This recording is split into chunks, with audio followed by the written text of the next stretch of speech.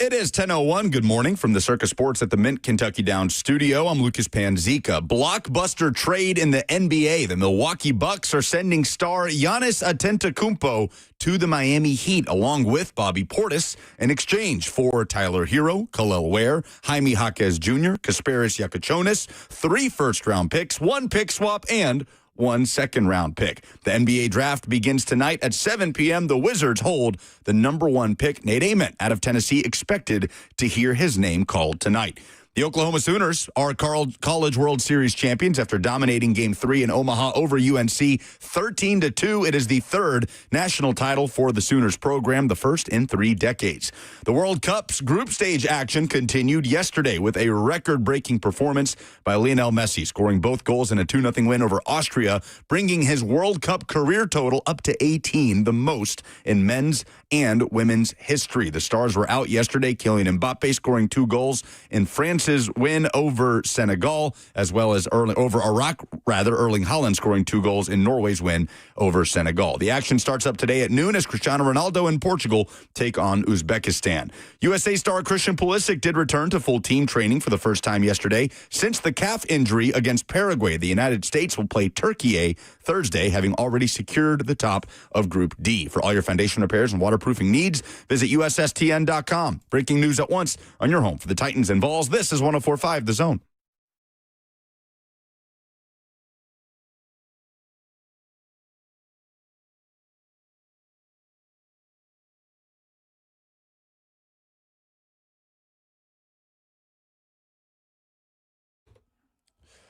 Good morning. Welcome in. Happy Tuesday. Glad to have you with us on 104.5 The Zone. Lucas and Bert with you until 1 o'clock. Buck is gallivanting around Europe.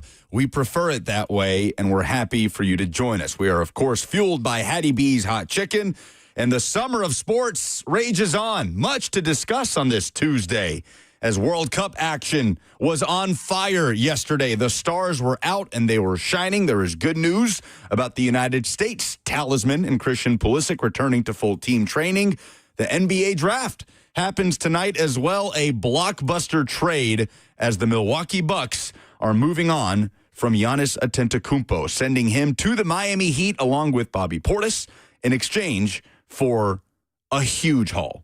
Tyler Hero, Kel'el Ware, Jaime Jaquez Jr., Kasparas Yakachonis, 3 first-round draft picks, 1 pick swap, 1 second-rounder. Robert, NBA blockbuster trades are unlike anything in American sports. They do it right. They are bonkers.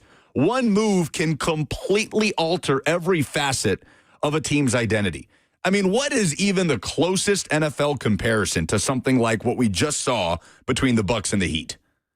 The Russell Wilson trade. The Russell Wilson trade, yes, for sure.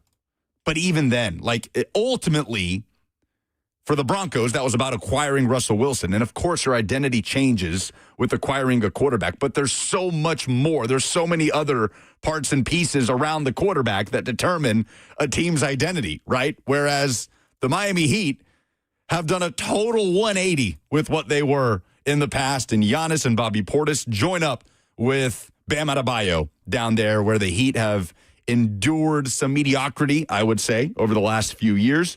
And the Milwaukee Bucks move on from an era, a successful era, right? The Giannis era in Milwaukee will be considered a successful one as an NBA champion. The production over the course of the last decade or so.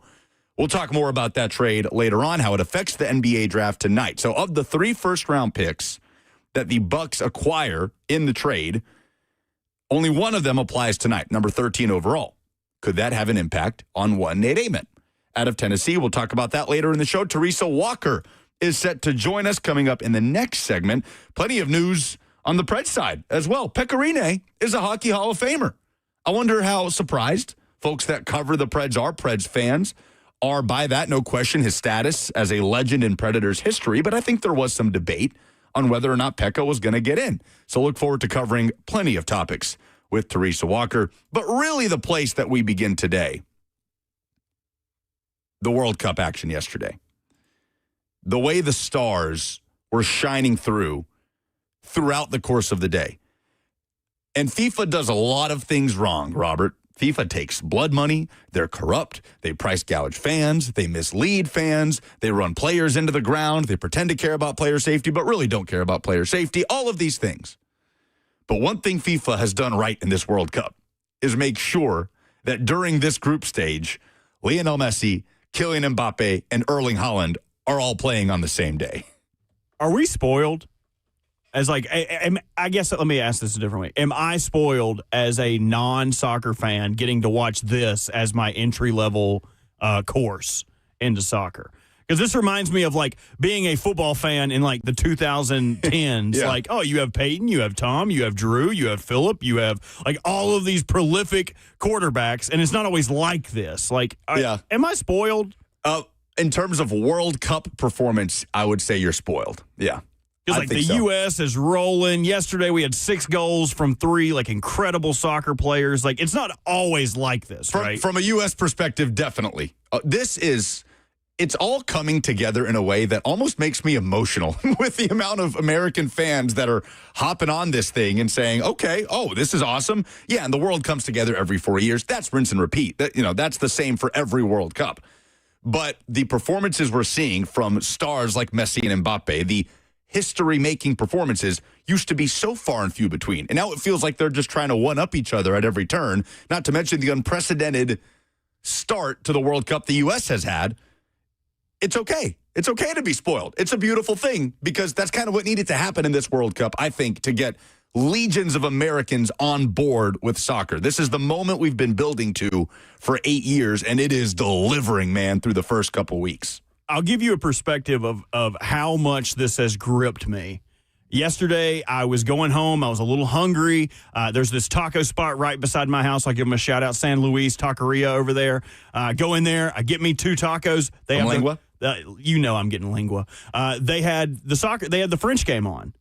So when I pull in there, I'm like, I can check this out. I stayed in there for 25 minutes watching the French game with them with Spanish commentary on. I didn't care. We're sitting in there. I assume that is Luis who is back there. Me and Luis are talking. I'm like, I don't really know about soccer. He's like, it's great. He's telling me about Mexico's game. We're watching. We see Mbappe score. We all go crazy. I'm eating tacos. It was awesome. I'm wearing a World Cup shirt today. It's beautiful. It's so beautiful. So it starts with Messi's greatness shining through, right? With 2 goals in Argentina's 2-0 win over Austria. He misses a penalty kick early, and so he's a missed penalty kick goal away from a hat trick. But he scores the 2 goals, and it gives him 18 in his World Cup career, which pushes him past the German legend, Miroslav Klose, who had the record on the men's side with 16, and Marta, who had the record on the women's side with 17, the Brazilian legend. Messi now is the record holder, men's and women's. 18 World Cup goals. He turns 39 tomorrow. And then, an hour later, there's Kylian Mbappe, who shreds Iraq with 2 goals and a 3-0 win. France punches their ticket to the knockout rounds. This game had a 2-hour weather delay, by the way. I mean, when you talk about things that are Americanizing this World Cup, we've got hydration breaks, right? We've got weather delays. European fans, not accustomed to storm delays. But France comes back out, switches on in the second half, and Kylian Mbappe with 2 goals. Do not let Lionel Messi's greatness, and it is greatness that we're seeing right now, but do not let it overshadow what Kylian Mbappe is doing right now. Because Kylian Mbappe, at the age of 27, is up to 16 World Cup goals in his career. It took Messi until the age of 38, almost 39, to score 16 World Cup goals. He reached that mark last week with that hat trick against Algeria. It took Miroslav Klose, the German legend, who set that record at 16 in 2014. It took him until the age of 36 to break the record that had been held by Brazilian Ronaldo of 15 that was set in the 2006 World Cup. And here we are watching Lionel Messi do his thing, and it's incredible, and the longevity is unfathomable. But Kylian Mbappe, the pace that he's on, is remarkable. And Messi and Mbappe are the 2 biggest game changers of this FIFA World Cup. We got to see them play on the same day yesterday. We deserve to see them face off again in this World Cup. I was thinking about this yesterday, Robert, because it's like the Brady Mahomes baby goat discussion towards the end of Brady's career, right? We saw it when they played each other in the Super Bowl, and you knew that time was running out there, right? That we were going to get only so many opportunities to watch Brady share the field. They don't technically share the field, but you get what I'm saying, with Patrick Mahomes, with the GOAT and who we perceive to be on track to be the next greatest of all time. Well, we saw it in 2018 when France knocked out Argentina with an Mbappe masterclass. And we thought at that point, Messi maybe had lost his final opportunity to win a World Cup at the age of 31. And then fast forward to France went on to win the title in 2018. Fast forward to 2022, where they meet in the final. And it's the greatest final ever played in a World Cup in Qatar. Both players were world class. Messi and Argentina go on to take the crown. We deserve to see it again in 2026, man. I mean, it could end up being one of the great individual rivalries this sport has ever seen in a World Cup or in any sport. Bird versus Magic, Brady Manning, who else? Who else comes to mind? That's what Messi and Mbappe in the World Cup is turning into if they see each other, which would likely have to be in the World Cup final. Oh, and Erling Haaland is an alien as well. Dude, you sent me the video of him running. He just looks like a deer. Just pulling away at 23 miles an hour. He reminds me so much of myself. 6'5", 240. Handsome, huge forehead. Incredible hair. Yes, yes. What are the games today? What do we have to look forward to? Well, imagine being Cristiano Ronaldo yesterday, who's 41 years old and had to take the field the day after the Messi Mbappe Haaland masterclass in the first round of group stage games. And then Ronaldo took the field and was basically just doing cardio for 90 minutes against Congo, a disappointing 1-1 draw for Portugal. He's not at the peak of his powers. You could argue he is holding back this Portuguese team, and the best version of Portugal is with Ronaldo not on the field. But how do you bench? How do you drop Cristiano Ronaldo? It doesn't feel like something Portugal is going to have the guts to do here. Well, here we are again. Messi, Mbappe, Haaland combined for 6 goals again yesterday. We're buzzing at what we saw from those stars yesterday. And you almost feel bad for Ronaldo at this point. I mean, FIFA really had to schedule Portugal's group stage games right after Argentina, France, and Norway play. The real star to watch today is Harry Kane. Harry Kane, after England's incredible opening performance against Croatia, and England goes again today against Ghana at 3 o'clock to win and secure their spot in the knockout rounds, with which both Argentina and France did yesterday. But Portugal does kick off at noon against Uzbekistan. So we'll see what Ronaldo has in store. What a day. Excited. What a day yesterday. So we'll see how it continues on. We've got a blockbuster trade to talk about, NBA draft talk, Preds news, and we will talk about Cam Ward and set expectations for Ward in his rookie year as we hear from Titans QB coach Shea Tierney as well. Much to discuss on this Tuesday. We are fueled, as always, by Hattie B's Hot Chicken. You can jump in and join us on the F&M Bank chat, YouTube, Facebook, Twitter, and Twitch on 104.5 The Zone TV. But coming up next, Teresa Walker, Queen T, who talks about everything you could possibly want to talk about in Middle Tennessee sports, joins us in studio next.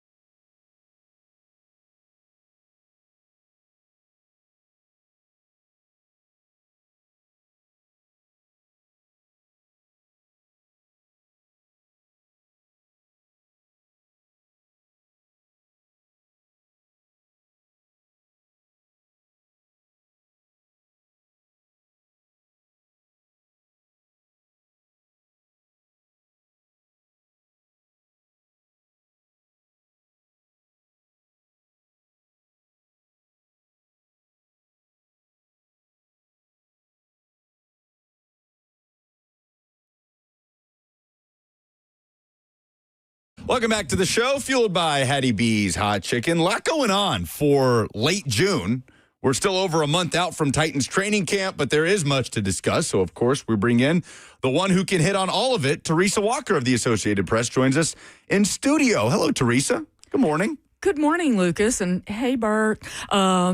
Good morning. Yes, it's that time of year where it kind of seems quiet, but with the World Cup, the NBA draft tonight, there is news about sports happening, about all the sports all the time. Hasn't this felt like just the busiest summer? Like the World Cup definitely adds a lot to it because there's always so much going on and some of the biggest stars in the world are on our doorstep. That's an unusual thing. But even with the Myles Garrett trade, locally with the Jeff extension, I feel like we've been pretty spoiled this summer for it being our little dead period. And then, Pekka yesterday. I mean, for the people who doubt the statue in front of Bridgestone Arena, I mean, he's the first Predator in the Hockey Hall of Fame. So, player. So, excuse me, doesn't that qualify for a statue? I mean, so the Predators were a little early. They knew. I mean, let's start there. Pekka Rinne, Hockey Hall of Famer. We find out yesterday, as somebody that is not in tune on the day-to-day of the Preds beat, Teresa, it felt like there was some level of surprise here from people that cover the team, maybe Preds fans, maybe some national hockey people. Were you at all taken aback to see that Pekka is indeed a Hall of Famer? It did surprise me. It was his second year of eligibility, and there's all these people saying, well, what about Rod Brind'Amour? What about Curtis Joseph?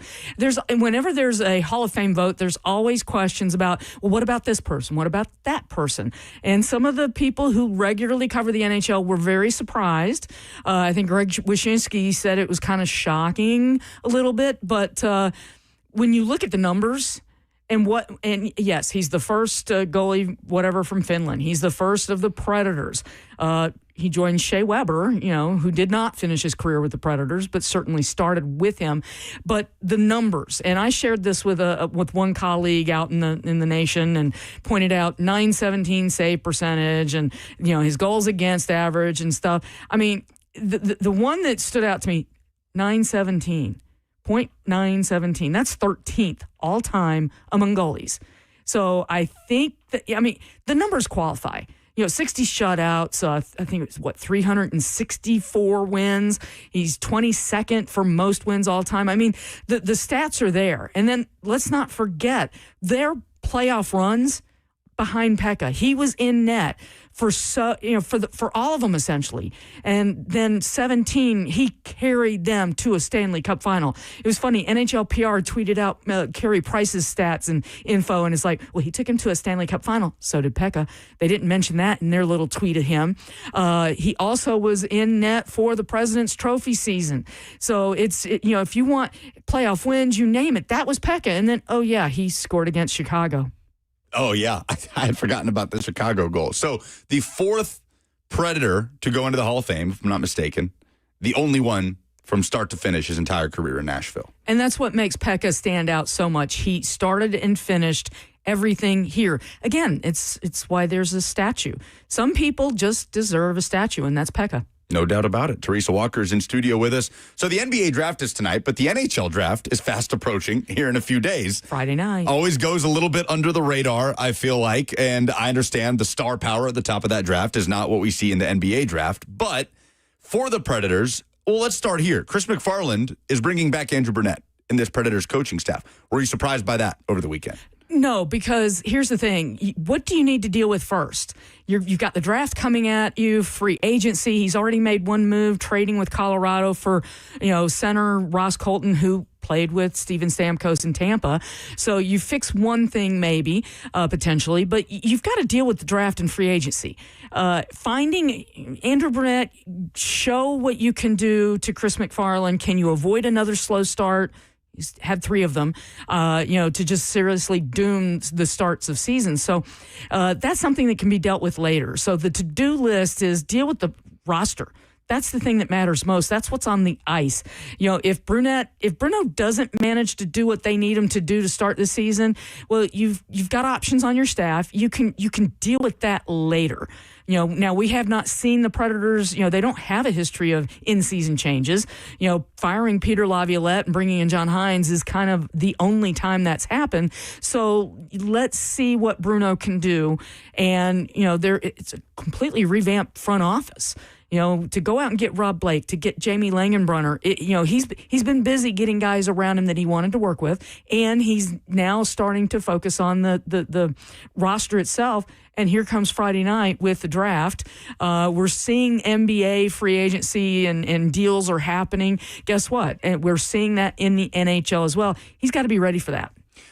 It does already kind of set up a conversation, though, if Andrew Brunette gets off to another slow start this season, of not working under a general manager that hired him, right? Like, what do you anticipate the leash, for lack of a better word, being for Andrew Brunette? The pressure on Andrew Brunette if things don't get off to a quick start this season under a GM that did not hire him. Considering that I have written prep on Bruno being fired 3 times over the last 2 years, you got to think that's a short lease. If there's another slow start, Thanksgiving, I mean, he cannot afford another slow start. He just absolutely cannot.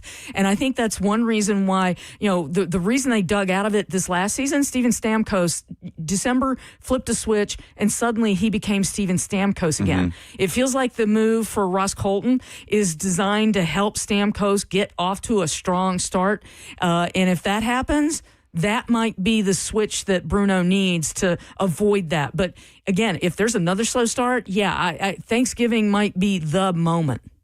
Teresa Walker in studio with us, at Teresa M. Walker on Twitter. The Preds have the number 10 pick in the upcoming NHL draft being held in Buffalo this year. How aggressive do you anticipate Chris McFarland and this front office being this offseason then for, to your point, a coach and coaching staff that already has a long sample size and isn't going to have a terribly long leash? Is Chris McFarland going to make some big swings this offseason in your mind? That's the thing. We just don't know.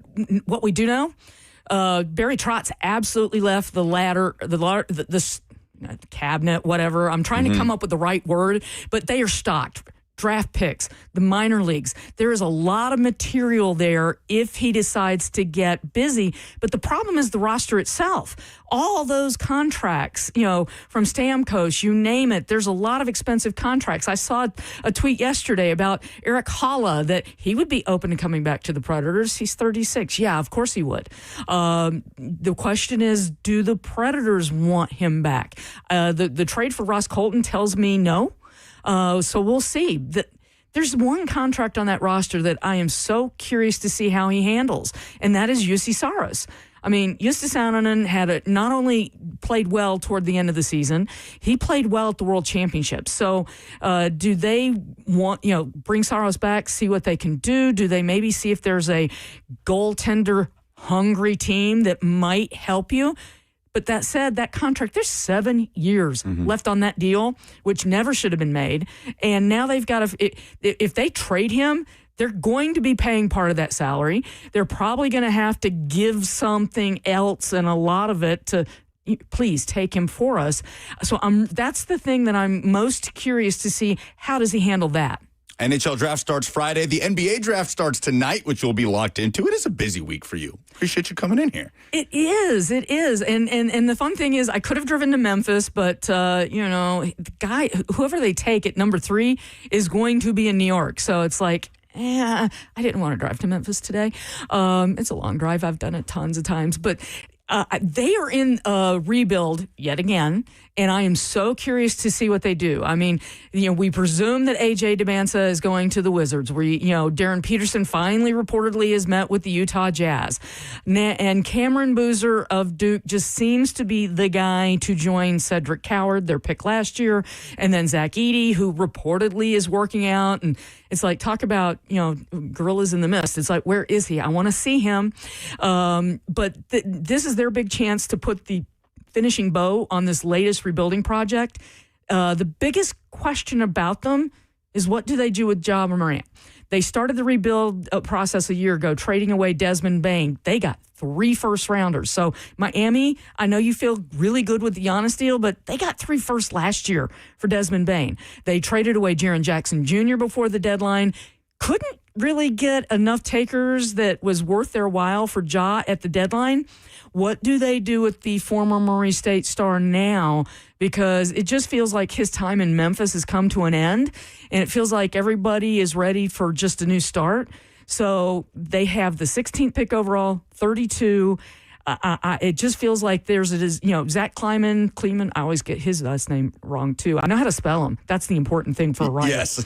But he is a guy. What does he do? He has made some big swings.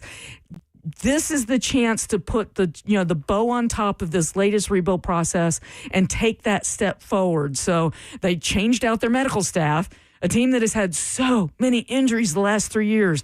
They're trying to do everything they can to be healthy, but yeah, just pull the Band-Aid off and get rid of Ja, and then we'll see what happens. Grizz have the number 3 overall pick tonight. Obviously, the Giannis trade is the blockbuster news of the day, of the week in the NBA. So the Bucks moving Giannis, moving Bobby Portis, and getting a big ol' haul in return, now have the number 10 and number 13 overall pick in the first round. To tie it locally, how could that affect Nate Ament tonight potentially? I have seen him as the number 10 pick in so many mock drafts for weeks. For people, to Milwaukee. Till Milwaukee. So, yeah, it feels like that's where he's probably going. And Taylor Jenkins, who his first NBA job was with the Memphis Grizzlies, he was literally fired a year ago, March, by the Grizzlies. And now he's back. He was on the staff with Mike Budenholzer in Milwaukee. So he's now back there with the Bucks. And, they're busy rebuilding. And those 4 players that Milwaukee got, they're all on expiring contracts. So they're in the midst of a rebuild as well. The thing that, there's one tie between the Myles Garrett trade and Giannis. Owner, Jimmy Haslam. Another Tennessee connection. There you go. That's Nashville SC part owner, Giannis Antetokounmpo, as well. See, there is always a Tennessee or Nashville tie to everything. Everything. Well, what would you think about that landing spot for Nate Ament? Heading to Milwaukee, what kind of pressure would there be around a player like that with obviously an incredibly high ceiling, but still a long way to go, Teresa? Physically, I would have been fascinated to see what Nate Ament would have looked like with another year under Rick Barnes at Tennessee. Instead, that has to happen now in the NBA, and it'll be looked at as he's the replacement for Giannis Antetokounmpo, right? If that's what happens tonight. Well, different positions on the team, but that said, the fun part is that there is no pressure. I mean, it is literally a rebuild situation. So come in, work with their medical staff, get strength staff, get healthier, get stronger. And when I say healthier, that's essentially it.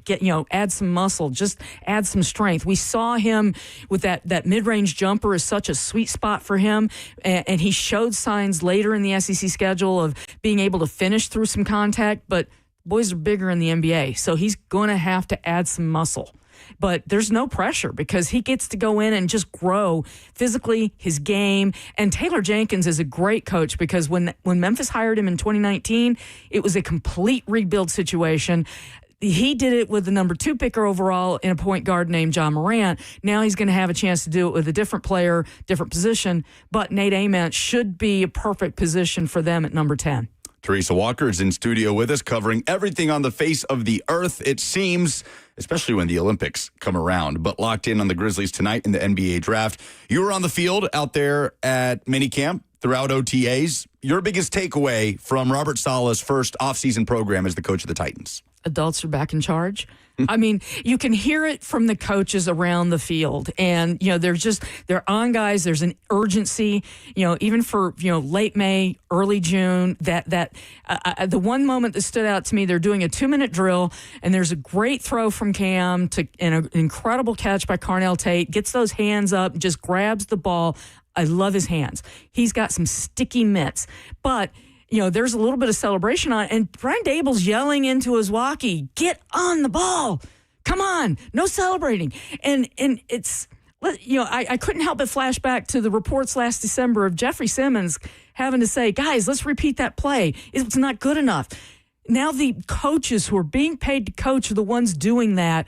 it takes a lot of the pressure off the players. And by the way, it pushes them to be better. Yeah, especially when Jeffrey Simmons isn't able to participate in practice, which has been the case at minicamp, and he gets his deal over the course of the weekend. You guys spoke to him, what was that, Wednesday? And he gets his deal announced on Friday afternoon, so no wonder he was really happy Wednesday. No, he was chipper, wasn't he? He was chipper, wasn't worried about the contract, and then we see the reason why. $100 million guaranteed, the most in NFL history for a defensive tackle.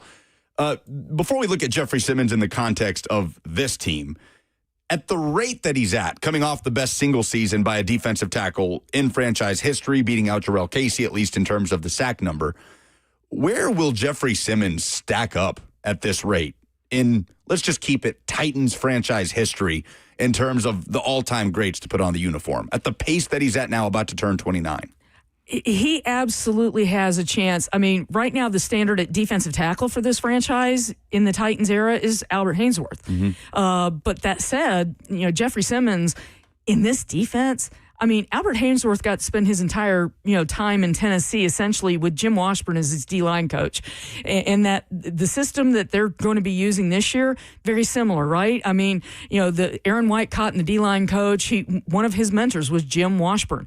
And Robert Saleh talked last week about how in 2019, when he was with the Niners, they brought in Chris Kachurik, who was once a Titan under Jim Washburn, to bring kind of this in. So, Jeffrey Simmons, he is licking his chops. He got 11 sacks, a career high last year with double teams, led the entire NFL defensive tackles facing pressure on with double teams and still getting through. And now he's going to have John Franklin Myers beside him, and he's going to be fresher because they're not going to have him out there every single snap. Ooh, baby, if I'm a center guard, I hate to see it coming because 13. I want to see what he does in this defense. He's going to wreak havoc. Well, he had a great answer to your question on Wednesday about just how he sees himself fitting into this Robert Saleh defense, right? He went on for some time. We played the audio of it yesterday and admitted, too, that maybe a younger Jeffrey Simmons would take some issue with being taken off the field in those moments to maximize just the efficiency of his play. And that is well and good, Teresa. And I love that idea of Jeffrey Simmons on the field on 3rd and longs, just getting a chance to tee off and harness his talent into those moments. But at the same time, he's one of the elite run-stopping defensive tackles in this league, right? Certainly the best run-stopping defensive lineman on this football team. How do you see that ultimately playing out? What has to happen around Jeff in order for the Titans to utilize Jeff in the way that clearly they would like to at this point in the offseason? Well, that's the thing. The whole offseason, they revamped that whole defensive line around Jeffrey Simmons, which is why, there were a lot of people. It's like, it is February 1st. Where is Jeff's contract extension? Get him signed. And it's like, people, they're a little busy. They got it done. But first, they put everything around him. They went and signed John Franklin Myers. They traded for Jeremiah Johnson, got rid of Devondre Sweat to do that. They draft Keldrick Falk, trading back into the first round to go get that young man. They've got, Ernest Brown. I mean, there's so many people that they brought in to do this. And so I think that they're confident enough in the pieces they brought in to help them stop the run on first down. And then, the idea seems to be free up Simmons on the passing downs, and it's going to be interesting. I mean, the theory is if your defense is good enough, and I think there's going to have a potential top 10 for sure. I want to see just how good this D can be, and it's all going to come from the line. I mean, Alontae Taylor told us last Tuesday he thinks this defensive front is going to be nasty. You cannot rush the quarterback until you stop the run. So they've put the pieces there. And it sounds like they're pretty confident those other players that they brought in will stop the run so that they can bring in Big Jeff and let him just go do what he loves to do. Essentially like a dog chasing a rabbit. Teresa Walker's in studio with us, and the praise is pouring in on the F&M Bank chat. Swedish Dance Party requests that we replace Buck with you. Good idea. Thank you. Please. Keep the door locked. Please. Just hang out here. Buck comes back from Europe. I imagine that's Giannis's brother right now, by the way, in the Milwaukee facility. Door's just locked. He's latching onto the plane down to Miami, whatever the case may be. Also, a question from Curtis. When's Peter getting extended? Peter Skoronski. It's all kind of gone quiet there, right? Since we learned that the Titans were going towards the fifth-year option. Well, that's the thing. They've got the fifth-year option. That buys them some time. And remember, he's under contract. And as long as he's under contract, the money only gets bigger. It just rises. So the time that it takes, it's going to get done. He got all pro votes. And for a team that was 3-14, the fact that he got that attention indicates just how well he is seen as a player across the NFL. And, so it's only a matter of time. Do they get it done before training camp? Do they wait till the start of the offseason? I'll just say this. I am confident that there's talks and they have a plan, and they've communicated that to his agent. And in the meantime, Peter Skoronski has just grown in the locker room, on the practice field, as well as he has in games. So it's all good. It will happen. Teresa Walker, you heard it right here. I hope you get some time to relax a little bit here in the next few weeks. I get 2 weeks of vacation before we get into July and dive into football time. You'll spend it watching every second of World Cup action, I'm sure. Maybe not every second, but I've got it on. And folks, you can, if you love the No Scotland, No Army, or the left, right, you can actually buy those songs on iTunes. I might have. There we go. I mean, they're coming to Nashville, T. I was around on Saturday. Scottish fans are everywhere making a little pit stop on their way to Miami. Play the bagpipes, baby. Bring it. This is the best part about the World Cup, the sheer joy of all these fans. They're having a party, and the whole of North America is a party. I've seen some fun videos. It's like Canada. It's like, where do we get that Texas barbecue? Where do we go get this fun? And it's like, I mean, the video of the Koreans sharing that bottle of tequila with everybody going into the opener. Fans. Yes. It's like, I inject that in my veins. I want it. Bring it. I am all in on the World Cup. I couldn't agree more. Teresa Walker, right as always. Thanks, T. Appreciate you coming in. My love pleasure. You, T. I love you so much, T. Love you. Robert, what do we have to give away for what made people say, oh, no, in sports this week? We got some Post Malone tickets. Post Malone tickets. 615-737-1045 is how you jump in. The best submission is headed to see Post Malone. We'll do that next.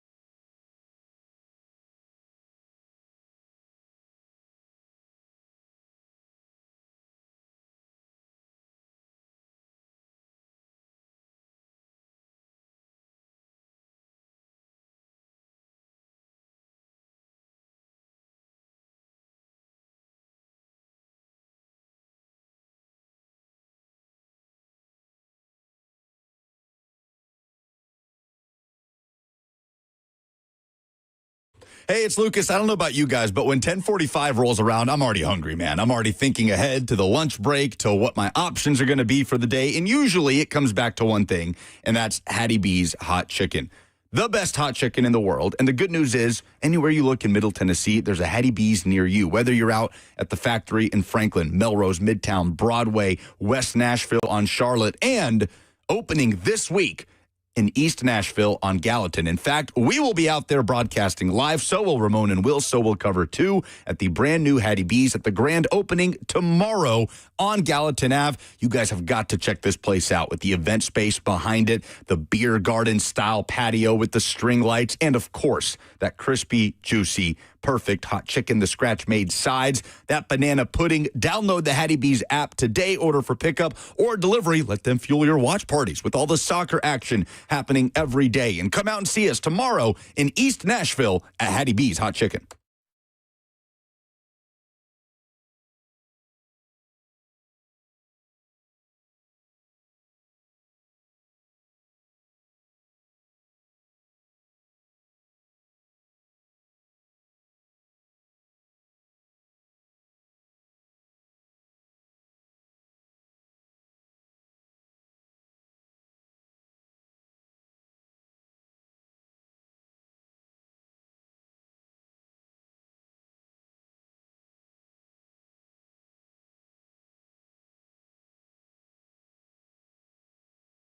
Six 615-737-1045. The best submission for what made you say, oh no, in sports this week is headed to see Post Malone. Robert, Nissan Stadium, right? That is correct. And a $100 gift card to a Moment's Peace Salon and Day Spa. When's the concert?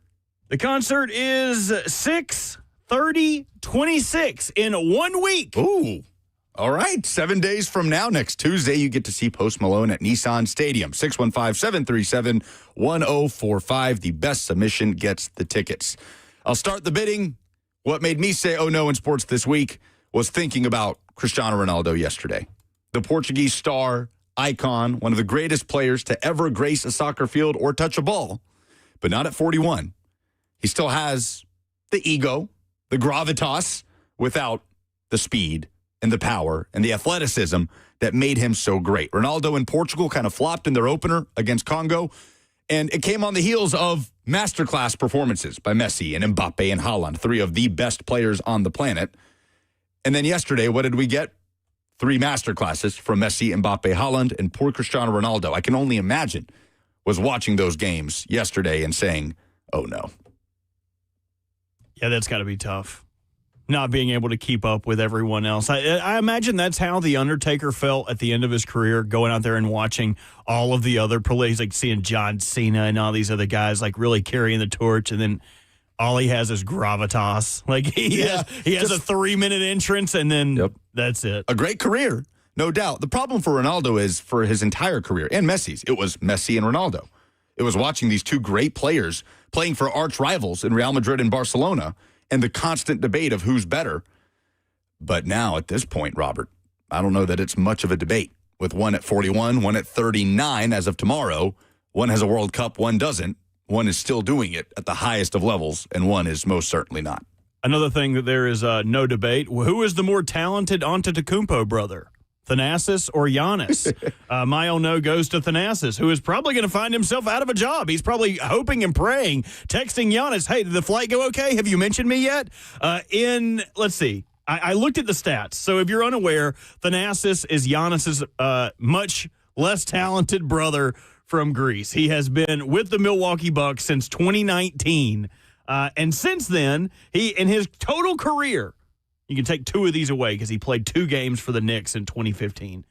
He's played in 232 games and has scored 528 points. Wow. Hold on. I'm sorry. Can you read those numbers one more time?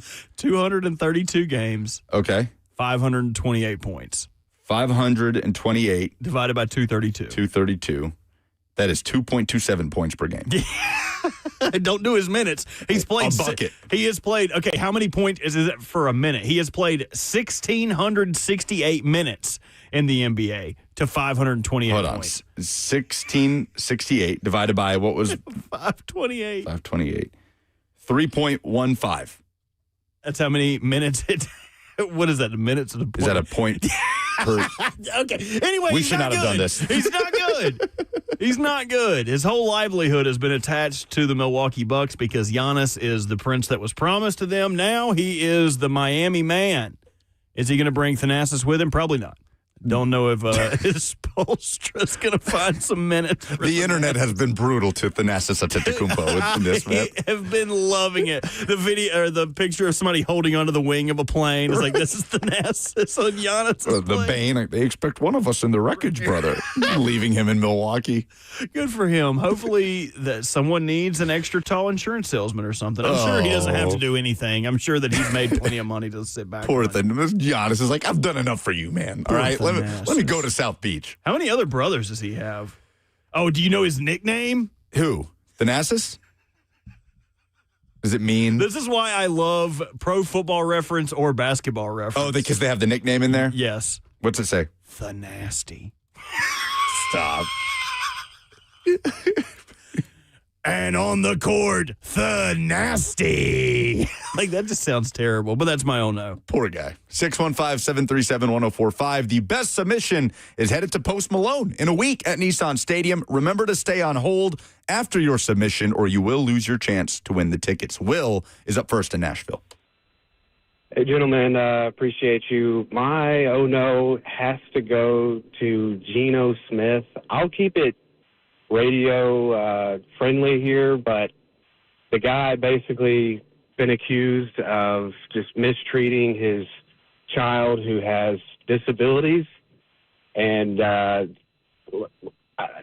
let the listeners Google what he exactly allegations are, but I quite literally said, oh no, and it made it 10 times better that he is now a New York Jet. So there's my submission. Appreciate y'all. Thanks for the call, Will. Okay, maybe I'm missing something because I have seen the Geno Smith assault allegations and that he is under investigation from Davie, Florida, or by Davie, Florida police.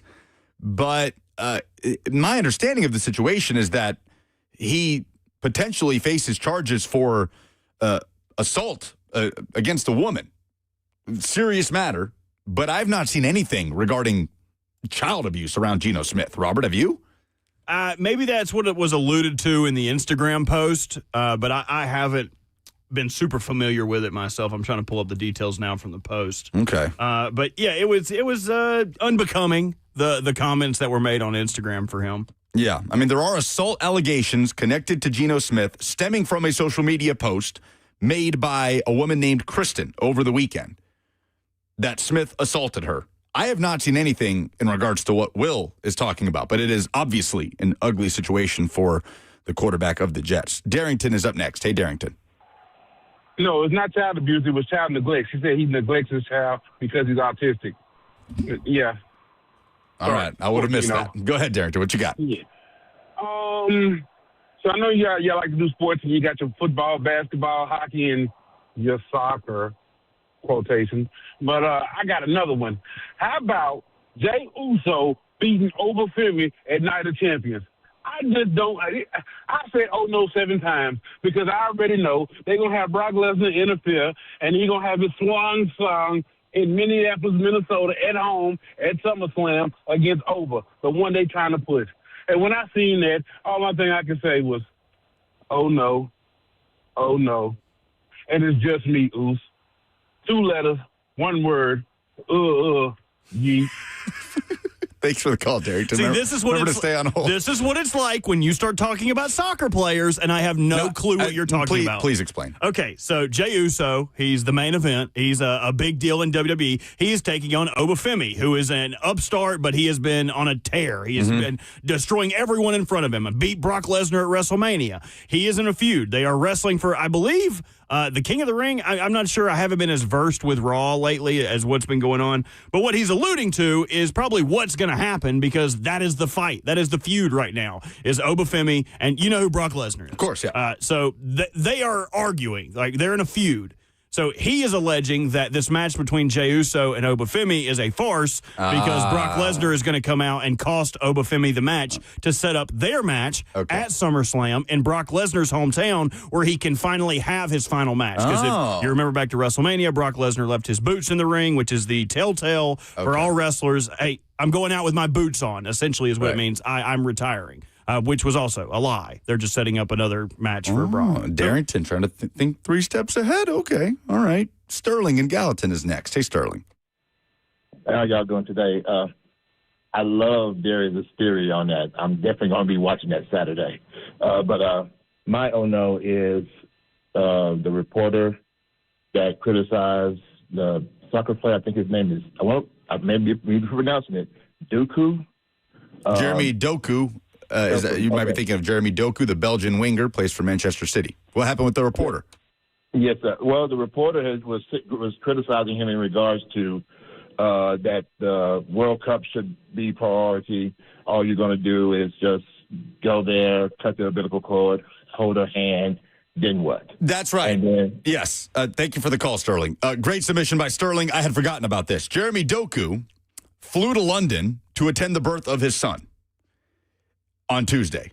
He will, a few days ago, he will rejoin Belgium today in Seattle for their upcoming game after flying to London to attend the birth of his son.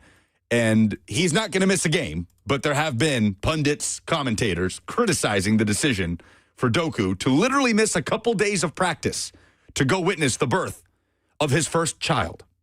So, yes. Is he a starter? It's a good, yes, he's one of the elite wingers. Okay, he needs to be there. You can have another kid. I promise they don't need you there. Just go play for your country and your pride. If Christian Pulisic was like, nope, got to go see my wife. She's having a baby. Pochettino better clamp down on that real quick, dude. No way. One U.S. player did get married and missed the early portion of the essentially training camp leading up to the World Cup. Brendan Aronson had his wedding. Was he good? He hasn't. I don't think he's stepped on the field yet for the U.S. Yeah, it doesn't matter. You're good. So go ahead. Jeremy Doku, because he is a high-level player, he's one of the best 1v1 dribblers on the planet with Manchester City. Heir to the Sudoku fortune. His father created Sudoku? I don't know. We could confirm that. Joey in Nashville's next. Hello, guys. So when it comes to coaching, whether it be collegiate or professional, job security is a rarity. My oh no is Dusty May. Coming from a Michigan fan, you just won the national title.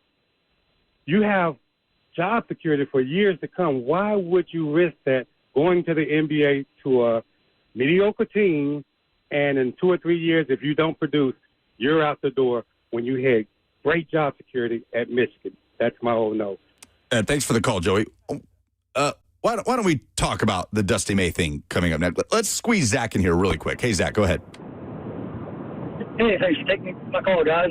My oh no is Jim Haslam somehow found a way to trade 2 future Hall of Famers in, I believe, the same week, or very close by. That is hard to do. I don't know if anybody else has ever done that. Oh, no, my man. Thanks for the call, Zach. Yeah, Jimmy Haslam going to Jimmy Haslam.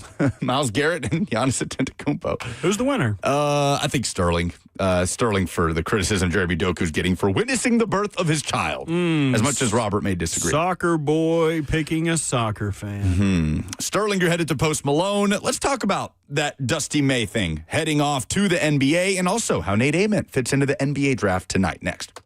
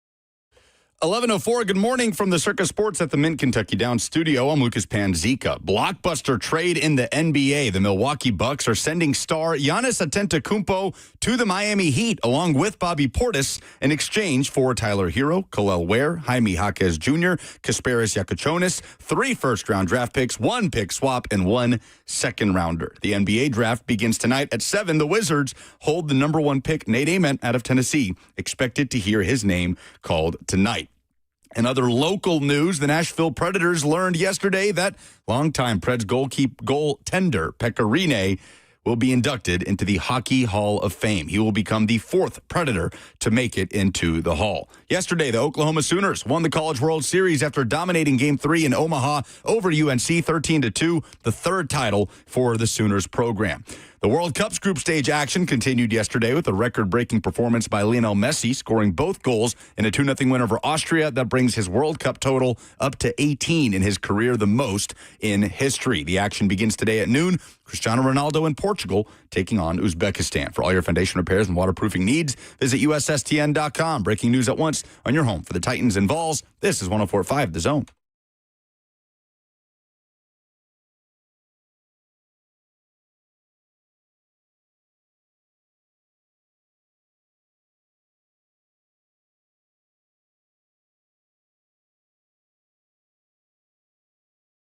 A newsy sports summer continues on this week. Many of you woke up to the news of the Giannis Antetokounmpo trade this morning. Blockbuster trade in the NBA, one of its biggest stars of the last decade, heading to the Miami Heat, who now have their highest profile star and centerpiece since LeBron D. Wade, right? I think we're putting Giannis in a category above Jimmy Butler. NBA draft starts tonight, 7 p.m. The Washington Wizards have the number 1 overall pick. A.J. Debonsa, the BYU star, expected to go number 1 overall. But the biggest question locally is where Nate Ament falls, as he likely is about to be the highest drafted player of the Rick Barnes era at Tennessee. That is Dalton Knecht as of right now, number 14 overall to the Los Angeles Lakers a couple of years ago. It has not gone smoothly for Knecht in L.A. It's been a weird experience for Knecht in L.A. with the trade to Charlotte that fell through because of a failed physical, with another player involved in the trade sending Dalton back to Los Angeles, where he just at no point has found his footing. So Nate Ament has a great opportunity here, and I'm not breaking any news by saying this. If he goes in the top 10, he's the highest drafted player of the Barnes era at Tennessee. So it makes sense that Nate Ament has the opportunity and the potential to be the biggest NBA success story of the Rick Barnes era at Tennessee. Obviously, Kevin Durant notwithstanding. So this Giannis trade does feel like it could have a huge effect on where Nate Ament lands tonight. You heard Teresa Walker here in studio. If you missed it, you can catch it on the podcast in hour 1, that she believes there's a real chance Nate Ament ends up in Milwaukee, whether that is with the number 9 overall pick or the number 13 overall pick, which is a part of this massive deal to send Giannis and Bobby Portis to the Miami Heat. We don't have to include Bobby in that. I know. We don't.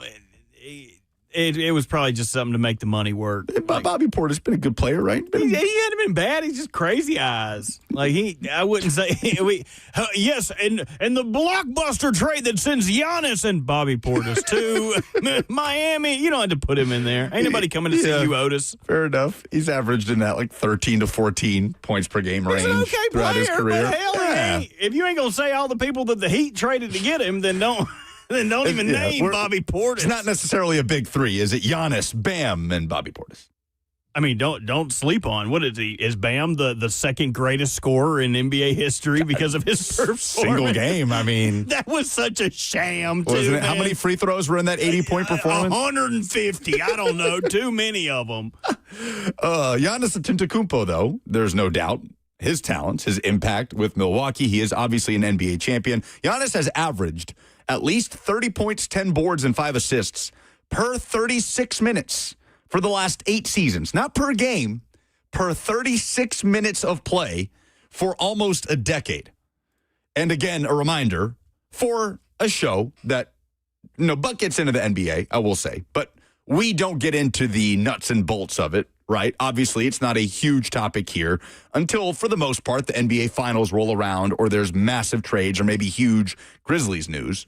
But even then, we don't really get into the granular ins and outs of these NBA moves. But it is constantly a reminder, Robert, of how insane these trades are. Insane. The haul that you can get for somebody like Giannis Antetokounmpo. Again, Tyler Hero, Kel'el Ware, Jaime Jaquez Jr., Kasparis Yakuchonis, 3 first-rounders, 1 pick swap, and a second-rounder. I don't know what is the consensus that one team or another won this trade? Because to me, again, very much outside looking in, it just looks like 2 teams in their respective place of their franchises standing right now in the NBA doing what they need to do for their franchise. I think it's easy to say initially when the trade goes through that the team that got the superstar, they got their guy. Like, it's easy to go, the Heat are going to be good. But they had to give up a lot.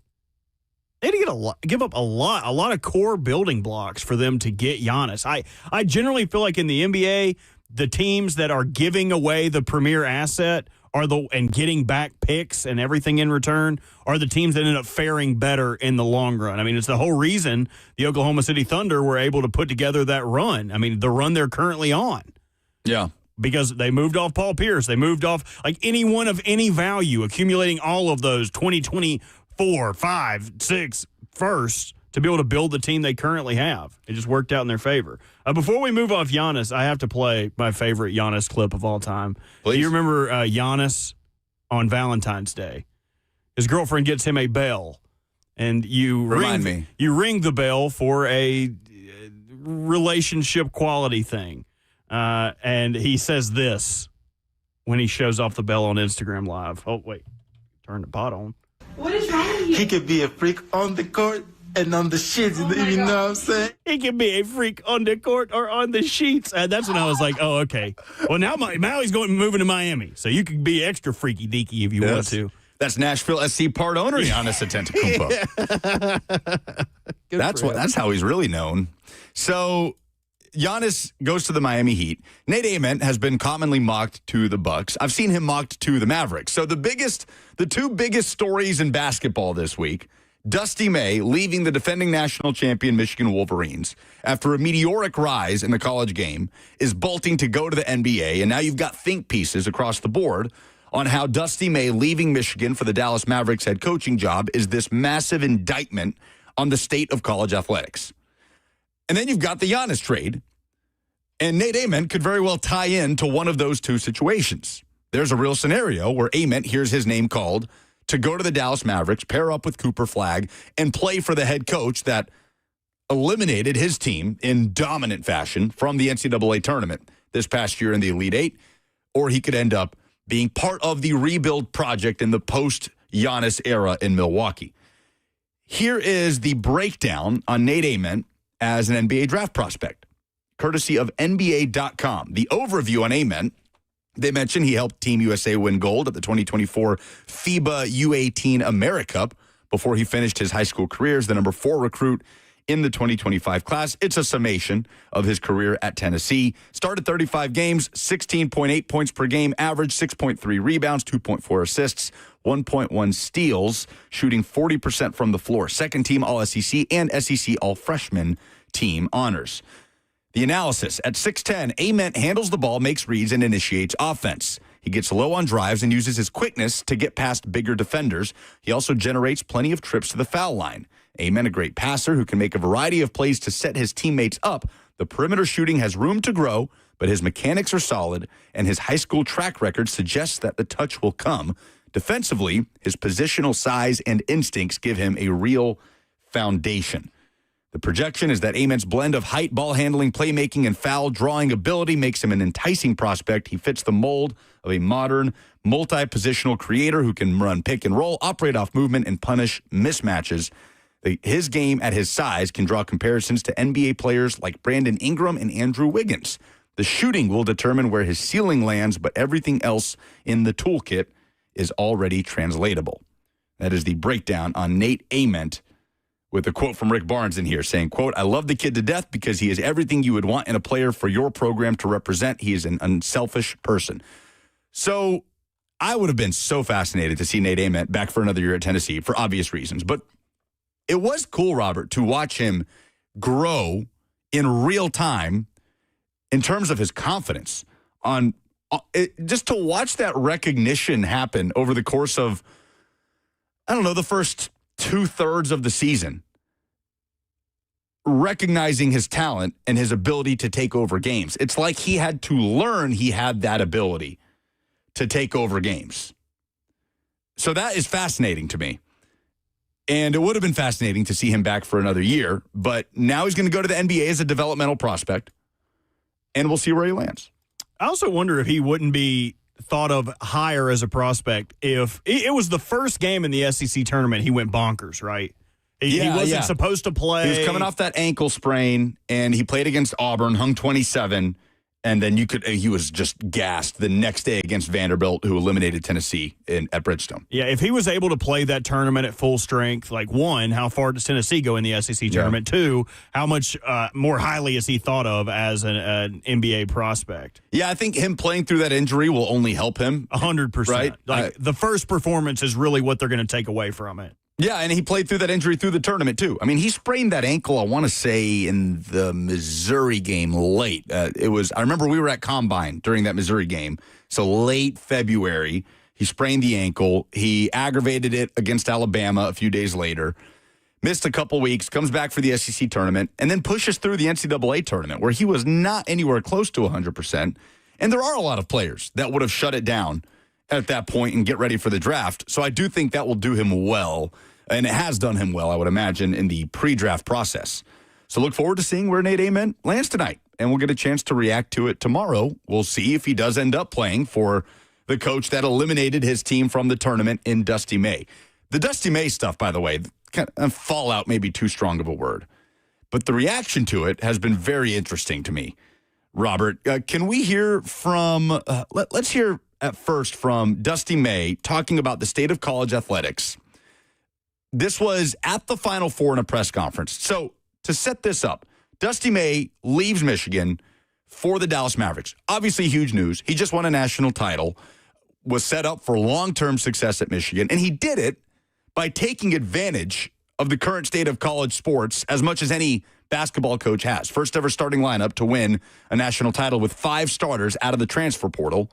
But immediately you hear the Jeff Goodmans of the world, Matt Norlander, all highly credible basketball reporters in the college game saying that a huge reason for Dusty May leaving the college game is the current state of the college game. But then you think about Rick Barnes, who's in his 70s and has talked about how actually, in a basketball sense, the current state makes it easier than ever to assemble your roster. And this is Dusty May reacting to something Rick Barnes said along those lines at the Final Four. But just recruiting's changed so much, and I'm going to echo Coach Barnes from Tennessee last week. It's not that bad. We used to recruit guys for 3 years and spend 80, 100, 200 man-hours away from our families begging these 15 to 18-year-olds to come play at our university, and then they decide to go in another direction, and you just think of all the time and resources you've wasted. And so recruiting has definitely been streamlined, and it's much more efficient than it's ever been. So that's Dusty May at the Final Four saying, nah, man, it's actually as efficient as it's ever been. You don't have to grind out. I mean, you heard him. Years of legwork in recruiting. Now, he has talked about the state of the college game, and Jeff Goodman posted an interview he did with Dusty May like a week ago where Dusty is talking about the quality of life is lower for a lot of these coaches that are just grinding it out. Like, I'm not saying that college basketball is in this great place. We've got coaches recruiting players that have been in the pros for years overseas and are NBA draft picks. Make no mistake, it is broken.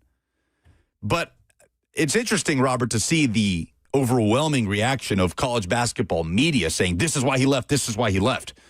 It can be in a bad place, but can he also leave because it's the NBA? It's a pay raise. It's a chance to coach some of the best players on the planet at the highest level. Like, that whole thing has been interesting to me in the last 24 hours. Yeah, I don't doubt that he or people in his camp are telling Goodman and Norlander all those things, but it doesn't make it. I don't know, you can say one thing and it be a half truth, right? Oh, that's like tongue in cheek. Like, oh yeah, it was the recruiting. When in all reality, like you probably wanted a pay bump. You probably wanted getting to coach for the Mavs. Like that's probably one of the more secure coaching positions you can have. Like, so I don't know. It felt a little phony baloney yesterday and disingenuous to be like, oh yeah, it's just because how recruiting is. But like you were one of the best at doing it that way. I don't know. It seemed odd to me. Did you get to talk to Slay about it? I'm sure Slay has opinions. I have not gotten a chance to talk to Slay about it. I'll see him later today. I am curious what Slay thinks on the real reason. Here's Jeff Goodman has kind of been leading the charge on this, by the way. I mean, many of you know Jeff's work at Goodman Hoops on Twitter. He's the co-founder of Field of 68, longtime college basketball reporter. And he tweeted this yesterday. One source close to Dusty May on why this move to the NBA makes sense for him. Quote, now he can go back to doing what he loves to do, just coach. Nobody signed up for all this BS in college, but we don't have a choice now. And that can also be true. Like, as an NBA head coach, you don't have to deal with the BS that comes with being a college head coach. Right, but I also feel like more BS could come with it. Like, you're dealing with athletes with a lot of money and minute share and, oh, why am I not getting opportunities? And, like, I feel like the BS doesn't go away. Like, you still have to pay them money. It's not like they're just indebted to you for getting to play on this platform. Like, oh, yeah, the NBA job is so easy because there's no BS. Right? That's baloney. There is also BS that goes on in the NBA game. Like, it's been strange. I don't know. Again, we can do two things at once here. Two things can be true at the same time. College sports is broken. We're begging for federal legislation to swoop in and save us. That's a bad place to be. And a college basketball coach, even operating at the highest level, can want to make the leap to the NBA. We have seen it time and time again over multiple eras of college basketball. Larry Brown back at Kansas, John Calipari, Rick Pitino, Billy Donovan, Brad Stevens. Like, this is not some revelatory thing. Like, oh, how could he leave Michigan for the NBA? It must be for the state of college sports. I'm not saying it's not a factor, but it's just been an interesting response on social media with people that these are not like opinions, too. These are credible reporters sourcing people around Dusty May saying, no, this is a huge reason why he's leaving. But he can also be leaving to go coach in the best league on the planet and make a lot of money. So we can walk and chew gum here. Okay. There was an interesting article that popped up on ESPN about the best offseason moves of the NFL offseason. So we ask you, what was your favorite offseason move made by the Titans over the last few months? 615-737-1045. We'll do that after this.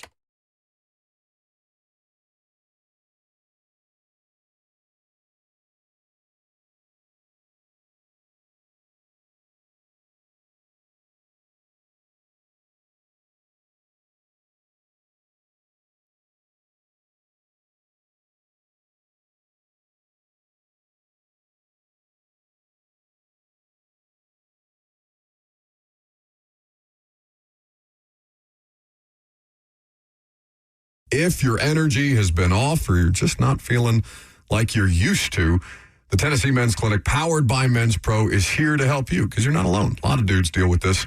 As you get up there in age, your body starts to change. And what you'll like about the Tennessee Men's Clinic is that they've been doing this for years. They're not just the newest fly-by-night place or sketchy online pill. You're working with true medical providers. They run labs and build a plan around you specifically, not some one-size-fits-all type of deal. They treat low performance, ED, weight loss, and even peptides like NAD+. Their treatments have worked for thousands of men, and most guys say they wish they would have come in sooner. Right now, your lab panel and consultation, just $99. So call today at 615-208-9090. That's 615-208-9090, or visit them online at TennesseeMen'sClinic.com.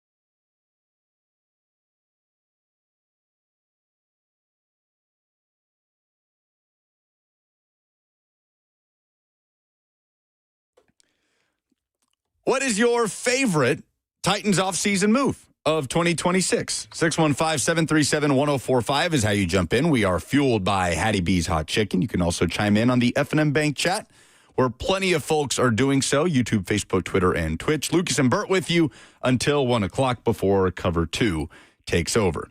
So Jeremy Fowler did this, expanding it to the NFL, polling NFL executives and having them choose their favorite offseason signings, trades, draft picks. Any move of the NFL offseason is up for grabs here. Any move of the Titans offseason is up for grabs. Before we get to the Titans one, and we want to hear from you on it, again, 615-737-1045, let's hear what Fowler heard from NFL executives. Now, up front, there are no Titans moves in here. There are eight moves that Fowler determined NFL executives across the league thought the most of. Robert, I wonder how many you could name.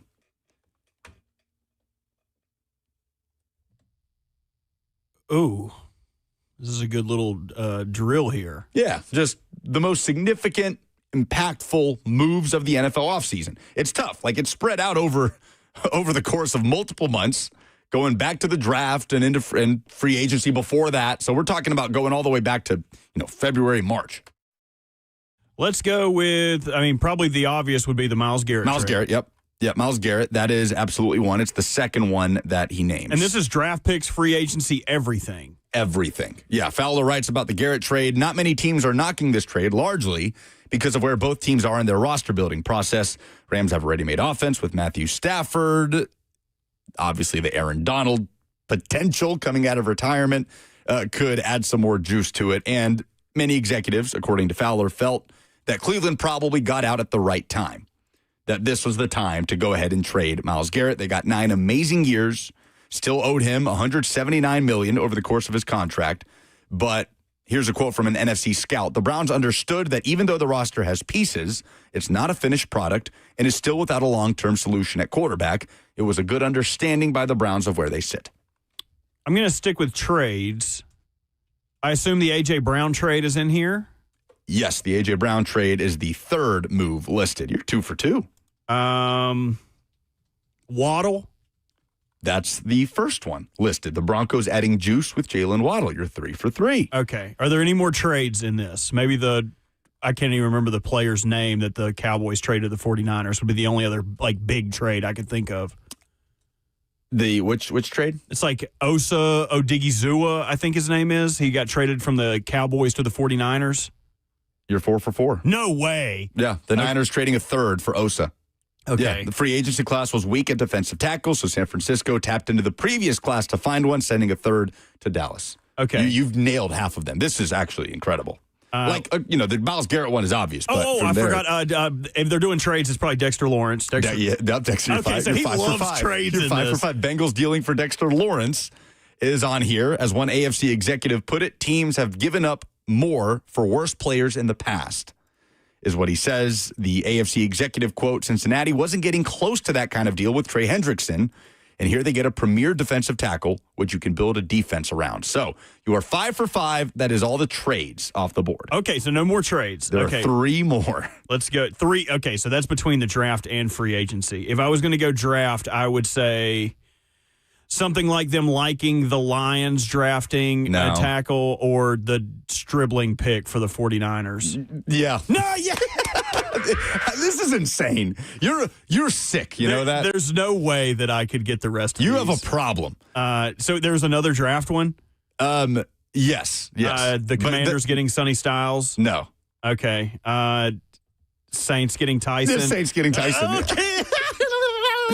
This is crazy. You're not going to get the last one. I don't think. Okay, give me a hint. I'll tell you. It's in your home state. Panthers getting Rasheed Walker. Rasheed Walker, that's it. Dude. This is crazy. This is the happiest I've ever been. The amount of these moves that I had completely forgotten about I had forgotten about Stribling, the 33rd pick in the draft to San Francisco. People hated that pick, but then when it came out, every front office was like, "Oh yeah, great pick." And the thing that I think perturbed everyone was when I'm drawing a blank. 49ers head coach, ugly little dude, Kyle Shanahan. Yeah, Kyle Shanahan. Kyle Shanahan. He just looks like a little a mole rat who grew hair. Well, anyway, but like the thing that he noted in the press conference after they drafted him was, "Oh yeah, great run blocker," which is like saying like, "Oh yeah, this girl's got great personality." Like it's never a good compliment to pay a wide receiver. You're not talking about how big his hands are, how good his route running is, how good he is understanding the playbook, how smart he is. He's a great run blocker. That's the first thing you know. But I think everybody was kind of perturbed by that because he was like the first pick in the second round, right? He's like the 33rd overall pick. Yeah, 33rd overall. Yeah, and then you're right. The Saints drafting Jordan Tyson out of Arizona State at number 8 overall, and the Panthers getting their left tackle with Rasheed Walker. Which is what he'll probably note in that is how crazy the left tackle market was the year before. You saw a ton of overpays with Jalen, what was his last name, signing with the Chiefs after they missed out on Dan Moore, Ronnie Stanley. I think it's Jalen Moore. Yeah, Jalen Moore. They paid big money for him. The Ravens retained Ronnie Stanley. And then Rasheed Walker, who was probably the most experienced, serviceable left tackle in this free agent crop, signs for something like $3 million, $4 million, super cheap, especially when you know that the Carolina Panthers had questions at left tackle with left tackle Ike Ekwonu getting hurt late in the season last year, adding some insurance for him to be able to come along and not hurt that Panthers run with Bryce Young. Yeah, 1 year, $4 million. So it's super cheap, man. There's $6 million in incentives. You can't even get a backup for that much money. Right. So for those who forgot, Walker had some late season struggles, and he was arrested on a gun charge at LaGuardia Airport back in January. So that knocked down his payday, I'm sure, and Carolina capitalized. Fowler writes, they capitalized on a suppressed market, signing Walker to a 1 year, $4 million contract. An AFC executive said nobody was paying him $20 million a year, but no way I thought it would be that low. Capable tackles usually get way more. That's a great deal for Carolina. I'm thinking many teams would have done that deal. So, favorite moves of the NFL offseason as NFL executives are polled by Jeremy Fowler. Now, no Titans moves in here, but there are a lot to choose from if you're a Titans fan, right? It's a long list, and it goes all the way up to the front office. You could say your favorite move of the offseason was the Titans handing the keys over from a personnel standpoint to Mike Borgonzi.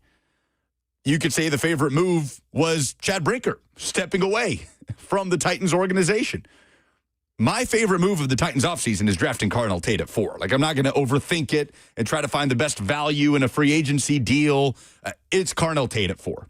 It's checking a box, hopefully, that the Titans have needed to check since A.J. Brown was here, that the clock starts to tick on you needing to check the moment you decide you've got a quarterback in place that you feel good about as your long-term solution. Cam Ward still has to prove a lot about himself to show he's the long-term solution. We understand this. But in terms of removing excuses for Cam Ward, drafting Carnell Tate at number 4 overall, tapping into that Ohio State wide receiver developmental line is absolutely my favorite move of the Titans offseason. I don't even think it's close, Bert. I was literally about to bring that up because they're going into the draft. I don't think anyone would have said Carnell Tate was the 1, 2, 3 would have been first picks. I think everybody was pleasantly, or I mean, depending on where you sat on the opinion, was pleasantly surprised that they sat back on that. I love that because they weren't going to get another. All the other wide receivers in this had question marks, right? Jordan Tyson has the injury concerns. He's still being hamstrung, pun intended, from participating in Saints camp. Mekhi Lemon looked like Randall from Monsters, Inc., but wasn't really the outside receiver. He's more of a slot receiver. So they didn't rest on their laurels. They went out and found a guy that they thought they could compete with and somebody who could be a true number 1. And they didn't listen to consensus. They didn't try to take Arvell Reese. They didn't try to put a square peg in a round hole. They did what they thought was best, and hopefully it pays dividends for them in the long run. 615-737-1045. Brian Dable. Jim Nance on the F&M Bank chat says hiring Brian Dable as offensive coordinator is his favorite Titans offseason move. Saw another one from Jim, bringing in John Franklin Myers is his favorite move. Darius says drafting Carnell Tate. There's a lot to choose from here. But the main three, I would say, Carnell Tate, Brian Dable, and Mike Borgonzi officially being at the top of the pecking order from a personnel standpoint. Would we say those are the three most widely accepted and celebrated moves by Titans fans? Or does John Franklin Myers in that deal, and some of the value you got on that deal, I think, with the player you're getting to pair next to Jeffrey Simmons, would certainly qualify? I would glom most of free agency in together.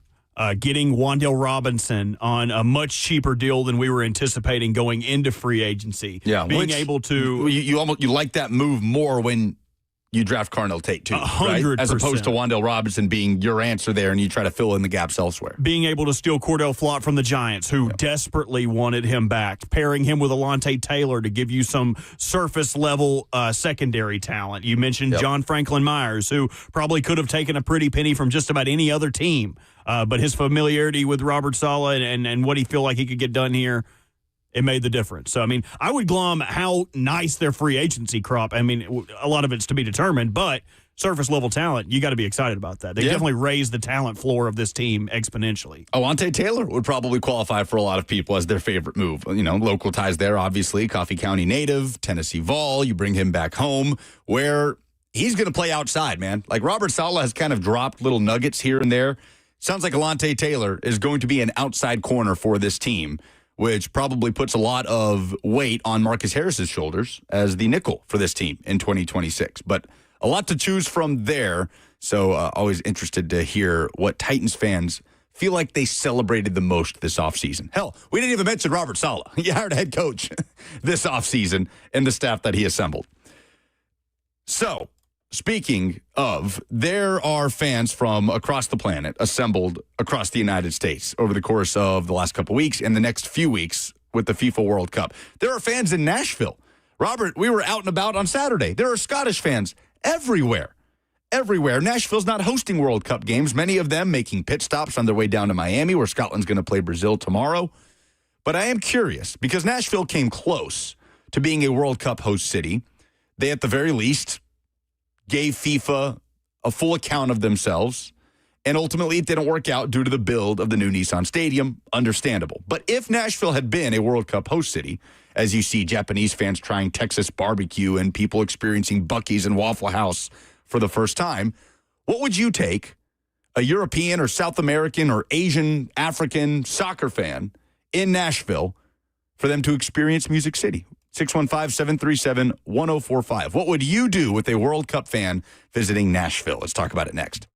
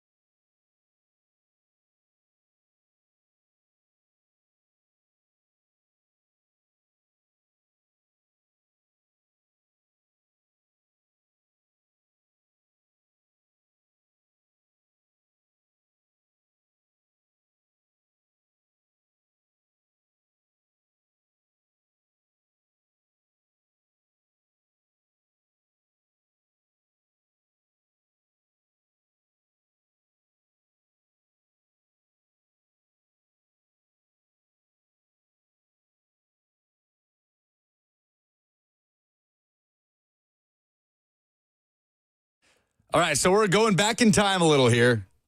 I'm going to let this ride a little bit.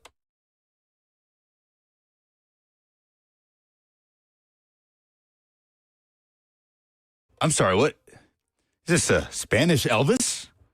What's happening here? This is Chilean Elvis, I guess. This is the oldest known World Cup song. El Rock del Mundial. I have no clue what that means. Mundial. What he said. Basically, it means the world rock. There you go. The World Cup rock. That's what we're living on. Is what it means.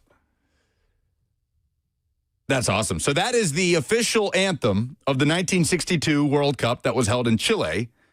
The first ever World Cup, recognized World Cup anthem, of which many of you guys know in later World Cups. Even if you weren't watching the 1998 World Cup in France, you know the song Cup of Life by Ricky Martin. How does it go, Robert? You know what song I'm talking about? Sing it for me. You know. Come on, let me hear you sing it. I am from Bosnia. No, we'll get to that one. You know what I'm talking about? It's like, go, go, go. No. Ale, ale, ale. Oh, what? No, I've never heard it. Come on. What's his name? Cup Ricky of Life? What's his name? Ricky Martin. I've never heard of Ricky him. Free. All right, now you're just doing it. Is it the World Cup song by Ricky Martin? Yeah. That's what's coming up. From 1998. You know exactly the song I'm talking about. Oh, this is the guy that sings Copacabana. I hate you sometimes. The hottest spot north of Havana. That's this guy? No, it's not. He's very attractive. This Ricky Martin, man, living La Vida Loca. Anyway, Waka Waka 2010. Oh, don't bring that up. What is it with you and Shakira? It's just, one, you just hate talent? Yeah, that's what it is. Yeah, just hate talent. It must be what it is. Yeah, because I think she's a liar. The first time someone tells you, hey, I'm not lying, my hips don't lie, you're a liar. Instantly, I don't trust you. So don't believe you. The question here is, if Nashville was a World Cup host city, what would you do with a World Cup fan visiting Nashville? Because we're seeing fans experiencing Texas barbecue for the first time. We're seeing European fans going to Walmart like it's a tourist attraction. And I will add, probably the most wholesome thing about this World Cup is how much fun they're having, man. They're coming over here and checking everything out and interacting with people and seeing sights and the beauty that we have in terms of the landscapes in this country and some of the ridiculousness as well, but they're all enjoying it. And the amount of outpouring on social media that's like, hey, man, this place rocks. This is awesome. It's beautiful to see. It's always beautiful to see the world come together in this way, which happens every 4 years. But now to see it on our doorstep. So I'm curious what you guys would do if Nashville was a host city. 615-737-1045. I've got two things. Number one, Hattie B's Hot Chicken. Of course. Obviously, you would take them to Hattie B's. Preferably, you'd take them to the brand new Hattie B's opening tomorrow in East Nashville on Gallatin Ave. We'll be there, broadcasting live. Come see us. Great space. Everybody's going to be there. I think we're there 6 to 3. Yeah, 6 a.m. to 3 p.m. That's right. The second thing I would take them to is the Split Happens Bowling Bash. A true American bowling experience at Eastside Bowl in Madison, which is happening July 16th. Myself, Robert, Buck will be there. Special guests. We're going to have a great time. It's $40 for 3 hours of bowling at a really cool spot. That includes your shoe rental. Includes the shoe rental. There's a full bar, a great menu. There's a billiards room, arcade. Really, really cool spot. Can't wait to see you guys at Eastside Bowl. Go to 1045thezone.com and get your tickets and come hang out with us. That'll be 3 days before the World Cup final. We can talk World Cup into oblivion. Come hang out. Will be a great time, July 16th. I'll tell you what I'd do. I would take Theodoros Zacharakis to the dead comment. Yes, turn your mic off and back on. Yeah, we'll fix this in post. You just do the whole segment over again. I would take Theodoros Zacharakis to the Pantheon. Parthenon? Who's that? Pantheon's a League of Legends No, champ. who's Theodoros? He's the best player from Greece. I don't know. Oh, okay. They're not in this World Cup, unfortunately. Well, neither's Italy. That would be fun, wouldn't it, to take Greek fans to the Parthenon in Nashville? Hey, have you guys ever seen something like this? It's newer. Yeah, and it's nicer. And we have bees on an island in the middle of this pond. We've been pollinating all of these flowers. 615-737-1045. What would you do with a World Cup fan? What?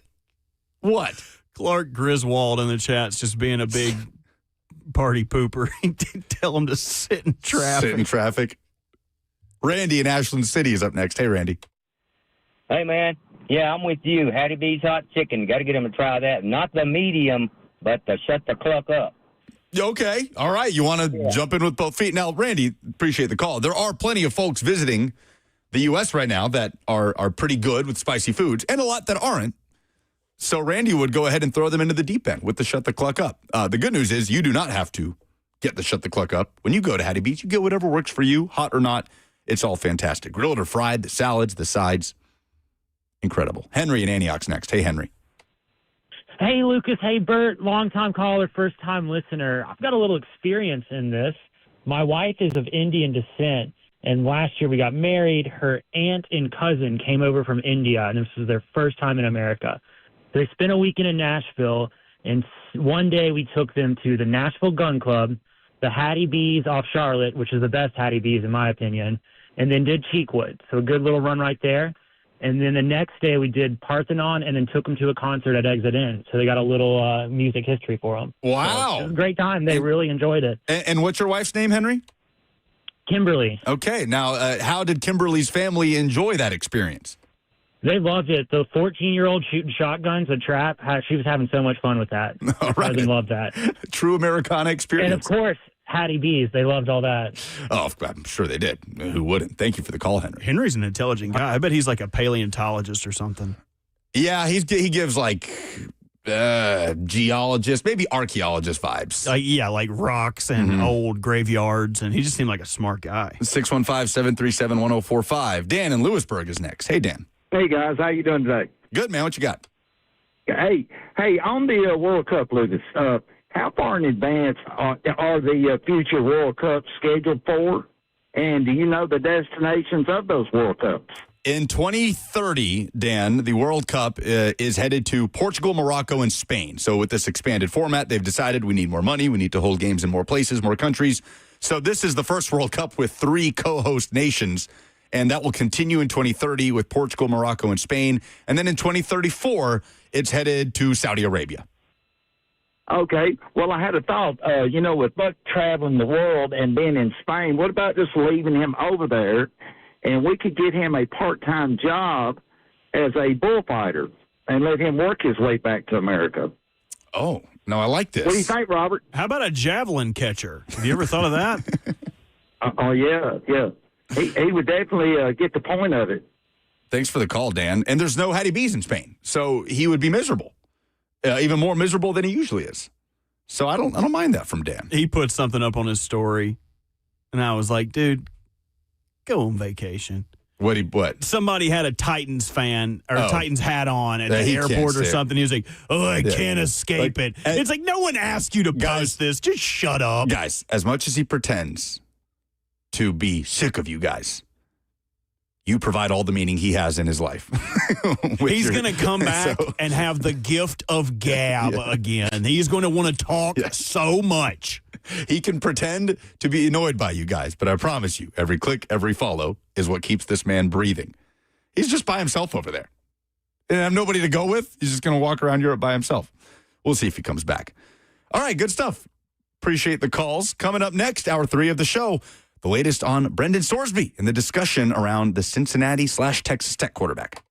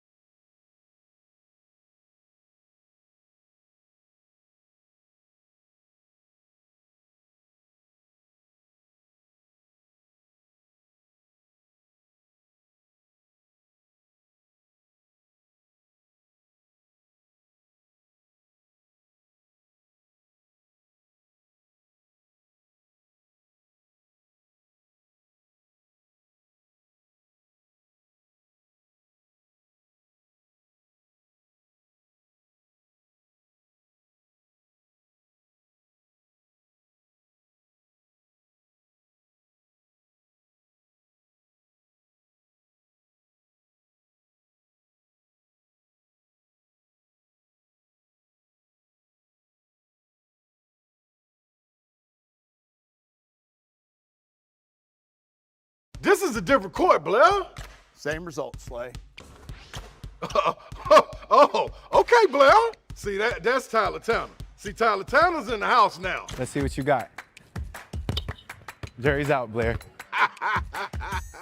Blair, come on. Okay, Blair, just come sit down. Come on, Blair, stop. You're going to get hurt. Blair, get off the court. That's enough. What's the verdict, Blair? The courtroom is where I play ball. Boy, Durham, injury law. And that ain't got no roof. It's Ramon Foster, and I'm with Aaron from United Structure Systems. Man, they came by today to check out my house. If there's anything, any issues, small or big, you're gonna fill us in there. We can take care of it no matter what kind of problems. So first off, we'll just kind of take a look through your house and see what kind of issues you got going. You know, cracks in the brick, cracks in the drywall, weird spots in the floor, doors sticking, windows not opening properly. Once we identify those areas, we're going to do a thorough inspection around the outside, make sure there's no issues going on with that. And then once we look over it, we'll talk about what's going on, and hopefully we ain't got no issues, and then we'll go from there. Let's go. Let's go.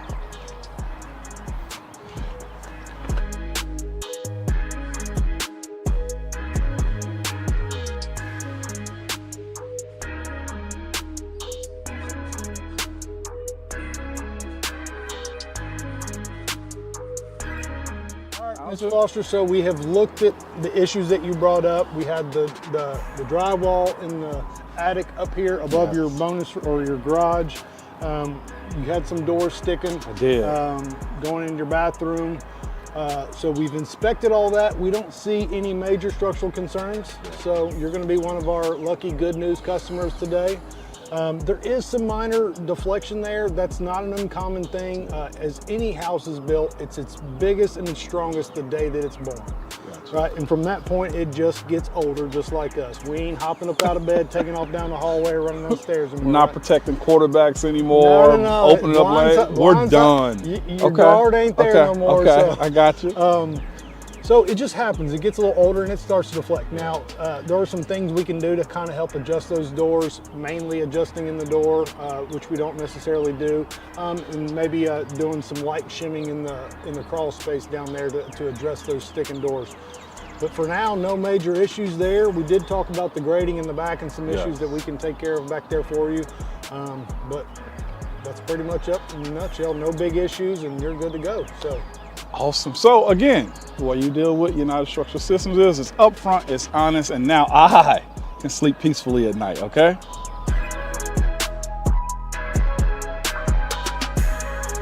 The guaranteed offer is the simplest, least stressful way to sell your home.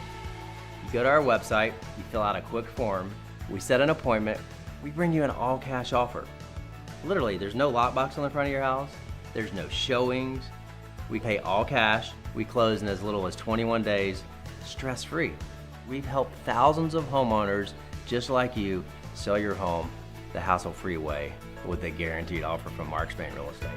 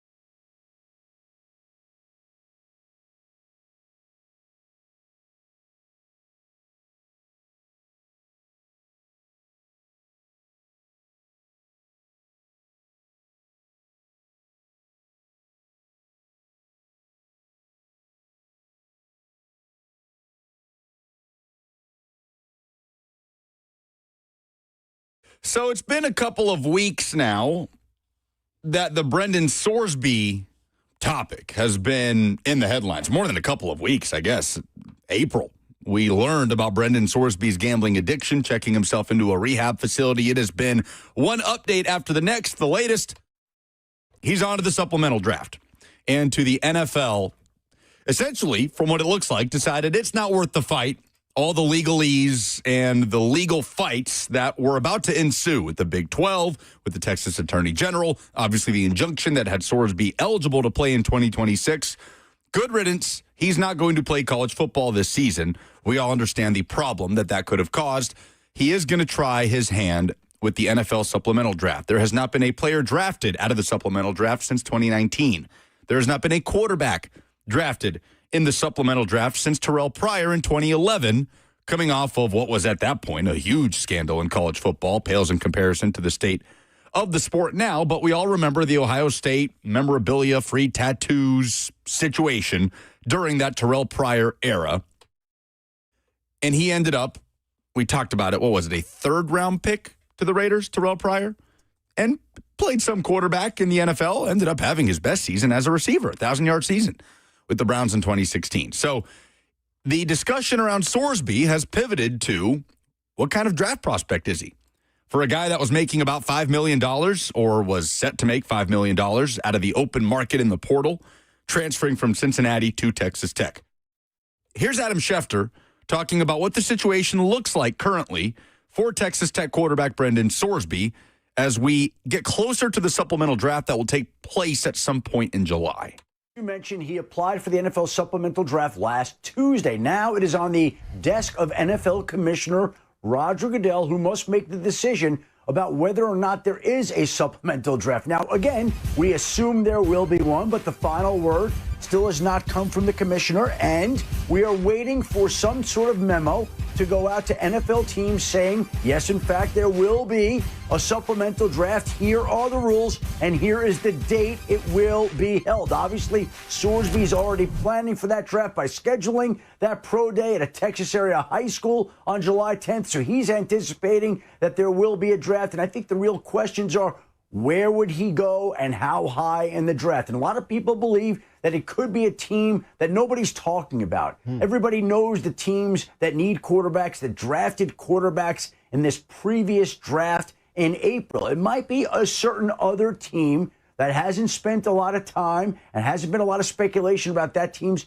quarterback position that could go ahead and take Brendan Sorsby. And I think when you talk to people around the league, most people believe that rounds 2 and beyond become the spots that he would become and play, whether that's 2, 3, 4, somewhere in that vicinity. And we'll see how it plays out, assuming there is a supplemental draft. So still no word officially from the NFL on whether or not they're even going to accept Sorsby's supplemental draft application. The only sort of precedent we have on a situation like this, because the Terrell Pryor situation is not really precedent to Sorsby's situation. As we talked about last week, Terrell Pryor was suspended 5 games by the NFL in his rookie year.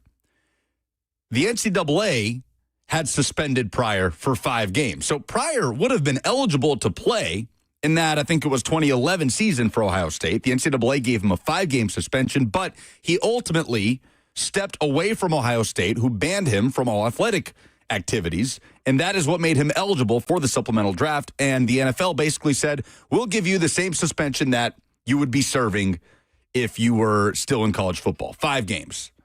Just replicated the NCAA suspension that just never played out because Terrell Pryor said, no, I'm going to try my hand at the supplemental draft. So that's not really precedent for the Sorsby situation. First of all, it's not a gambling issue that surrounded Terrell Pryor. And there was not a suspension for Brendan Sorsby. I guess per the NCAA, he wasn't eligible, but per a Texas court, he was not. But the closest precedent that exists is something that we've talked about on the show, and that is Hunter Dekkers, the former Iowa State quarterback. And for those that weren't listening when we were talking about it or maybe forgot about this situation, there was a massive gambling scandal at Iowa State when agents of the Iowa Division of Criminal Investigation executed multiple search warrants, including at Hunter Dekkers, the then quarterback of Iowa State's apartment, as part of a larger investigation into illegal sports gambling activity by several Iowa State athletes. So this was a criminal issue. In September of 2023, Hunter Deckers, who was one of 7 players indicted on records tampering charges related to his underage use of DraftKings, Hunter Deckers pled guilty to underage gambling, and he received a $645 fine. But according to the affidavit, Hunter Deckers placed 26 wagers on Iowa State sporting events, including a 2021 football game against Oklahoma State when Hunter Deckers was the team's backup quarterback. All in all, he was accused of placing 366 bets that totaled over $2,799. So, the Sorsby situation, it's a lot more bets. It's a lot more money. It does include an instance of Sorsby gambling on a game that included a team he was a part of when he was a backup quarterback at Indiana. So what happened with Hunter Deckers? He sat out the 2023 season. He appealed to the NCAA for reinstatement, was denied, had to transfer to Iowa Western Community College, where he played in the 2024 season at the JUCO level, and then entered the NFL draft in 2025 and went undrafted. Like, this is not that long ago. He did enter the draft about 2 years after the gambling scandal. But Robert, though he went undrafted, there was no action from the NFL here. The NFL looked at it and said, okay, you kind of served your penalty. You paid your little fine. You basically got kicked out of D1 college football, had to spend a year in JUCO. So he was invited to the Saints rookie minicamp. And he signed with the Saints as a UDFA. They released him and signed him back and played that game. Hilariously, he signed with the Houston Gamblers in January of the United Football League. Like, some things you can't make up. But he did 6 days ago, Robert. Hunter Deckers signed with the Saints again. They just signed him a week ago. The two major differences, Sorsby has not paid his penance for his gambling debts or gambling issues that and he's also infinitely more talented than Deckers is. Without a doubt, especially if you listen to the likes of Jordan Rogers, who says Brendan Sorsby has a higher ceiling than the number 1 overall pick in this year's NFL draft. Yeah, I think he's got a higher ceiling than Mendoza and Simpson. I don't mean that he's a better player now. Both of those guys were drafted because their floor is extremely high. They are pro-ready. But from a pure talent standpoint, arm ability and athletic ability, he's got a higher ceiling. Now, Mike T mentioned he's got some things he's got to clean up, and I think he will. But if you drafted your Arizona, you drafted Carson Beck, the Steelers who drafted Drew Aller, and the Jets who drafted Cade Klubnik, he's better than all those guys. Get a second or third round pick, take him, develop him. He can be a franchise guy. Those 3 teams haven't found their quarterback yet. They got a chance to do so in the supplemental draft. So that's Jordan Rogers. He wasn't saying that those 3 teams, alluding to the Rams, Raiders, and Jets, was he?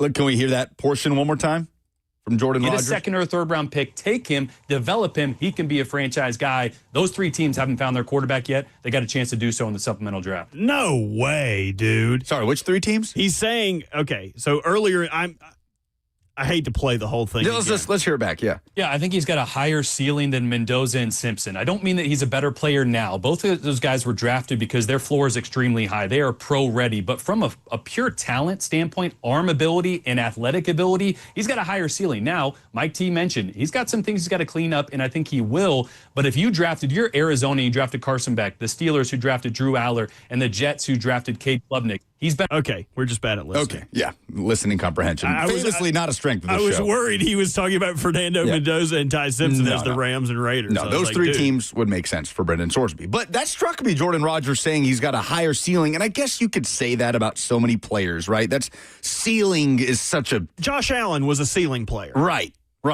And ceiling is such a difficult discussion, right? Because it's not about what he is now, but what he could be. But I don't know, Robert. Suddenly, Brendan Sorsby is this darling of the NFL draft analyst community where his name didn't come up one time in the discussions. There are always discussions projecting out for the following year's quarterback class. Oh, but next year with Arch Manning and Lenore Sellers and Dante Moore, not one time did we hear, what about this kid that transferred to Texas Tech? But now that he's entering the supplemental draft, he's a bona fide first-round talent with a higher ceiling than the number 1 pick? Like, he's a good player. I like Sorsby the player, but I'm just curious. Like, why did we hear not one peep about Sorsby until we knew he was gambling on his own team. Yeah, I feel like we heard about him, but we heard about him at the ass end of the quarterback conversation for next year, like with the Drew Mestamakers, who left North Texas and went to Oklahoma State. He after Darian Mensah, after DJ Lagway, after all of the other quarterbacks in that crop that could be something. Oh, and Brandon Sorsby at the end. Like, he was glommed in there, but he wasn't like a cream of the crop guy. They weren't talking about him being drafted at the top of the draft with Arch Manning and Dante Moore. So I think this is now, it's like a dance at an all-boys school, and then one girl walks in.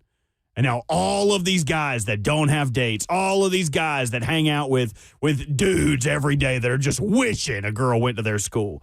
Now it's like, oh, my God, she's the prettiest woman I've ever seen. And she's like an Iowa 10. Like, she's okay. She's all right. She's a good-looking girl, but I wouldn't bend over backwards, you know. That's how I feel like Brendan Sorsby's situation is in. But we heard Adam Schefter talk that it may be a team that is not thought of to be in the quarterback race that is the one that pays the most for Sorsby's talents. That's what we talked about last week.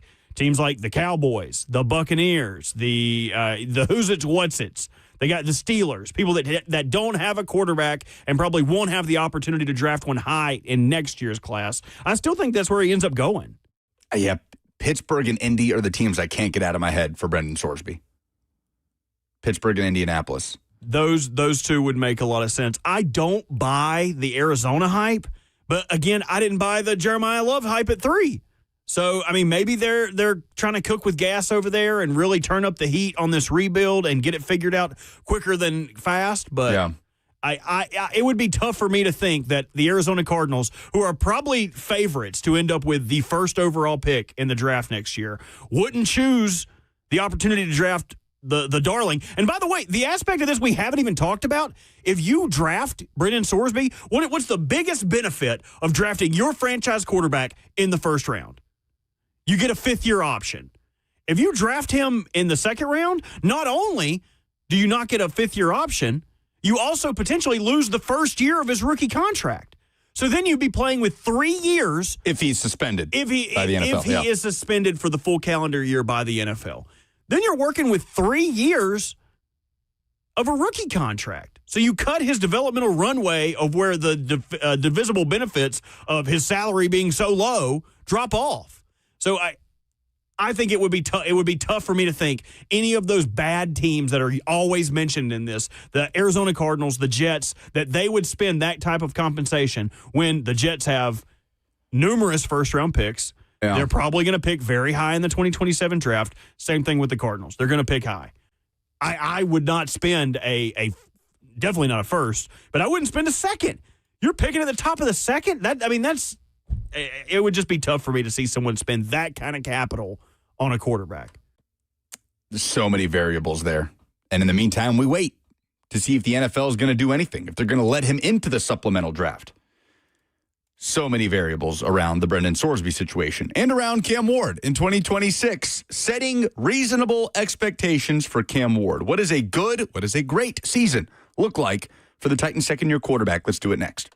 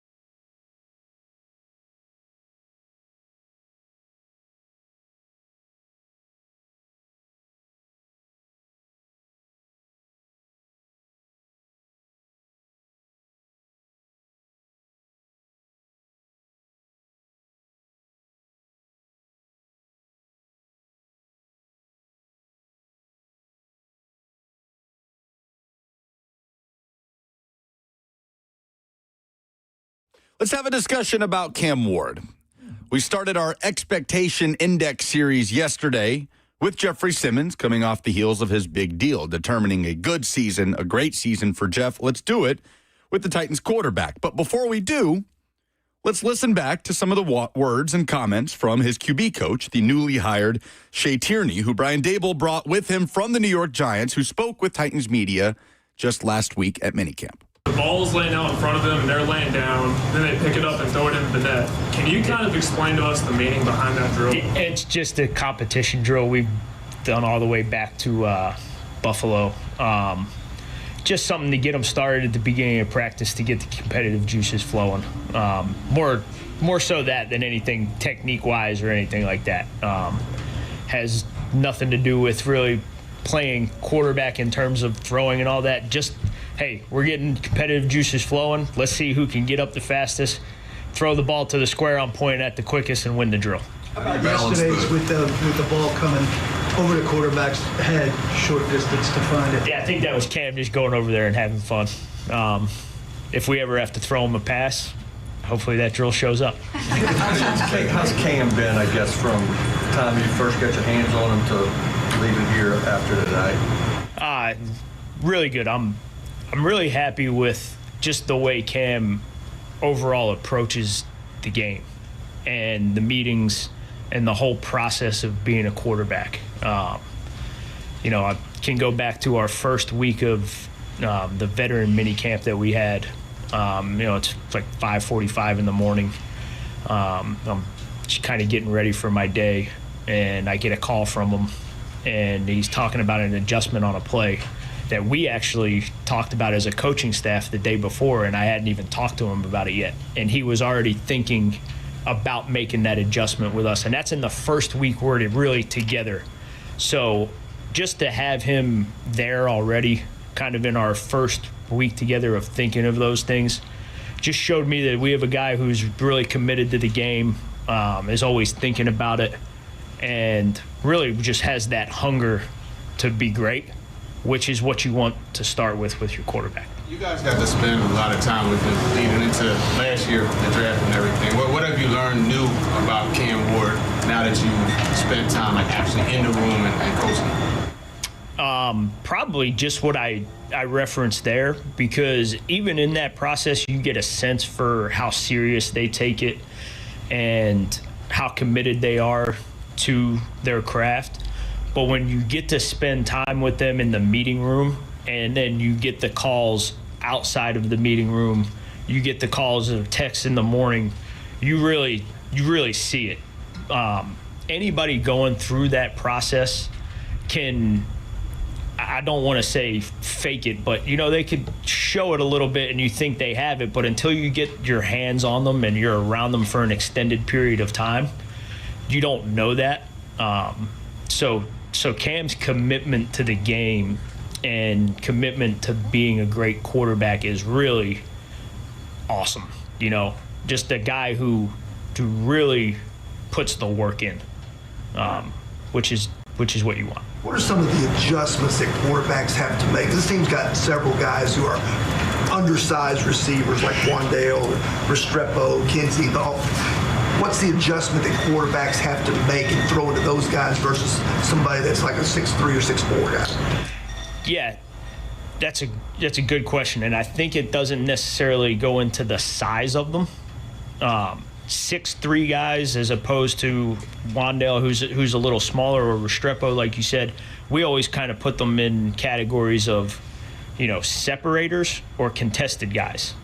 And a lot of the times you find those smaller guys are the separators, so there's a bigger target area to hit for them because there's more space. And then the bigger guys are sometimes more contested catch guys. So what you say with them sometimes is, hey, they're covered, but they're not covered because of their wingspan, because of their physicality.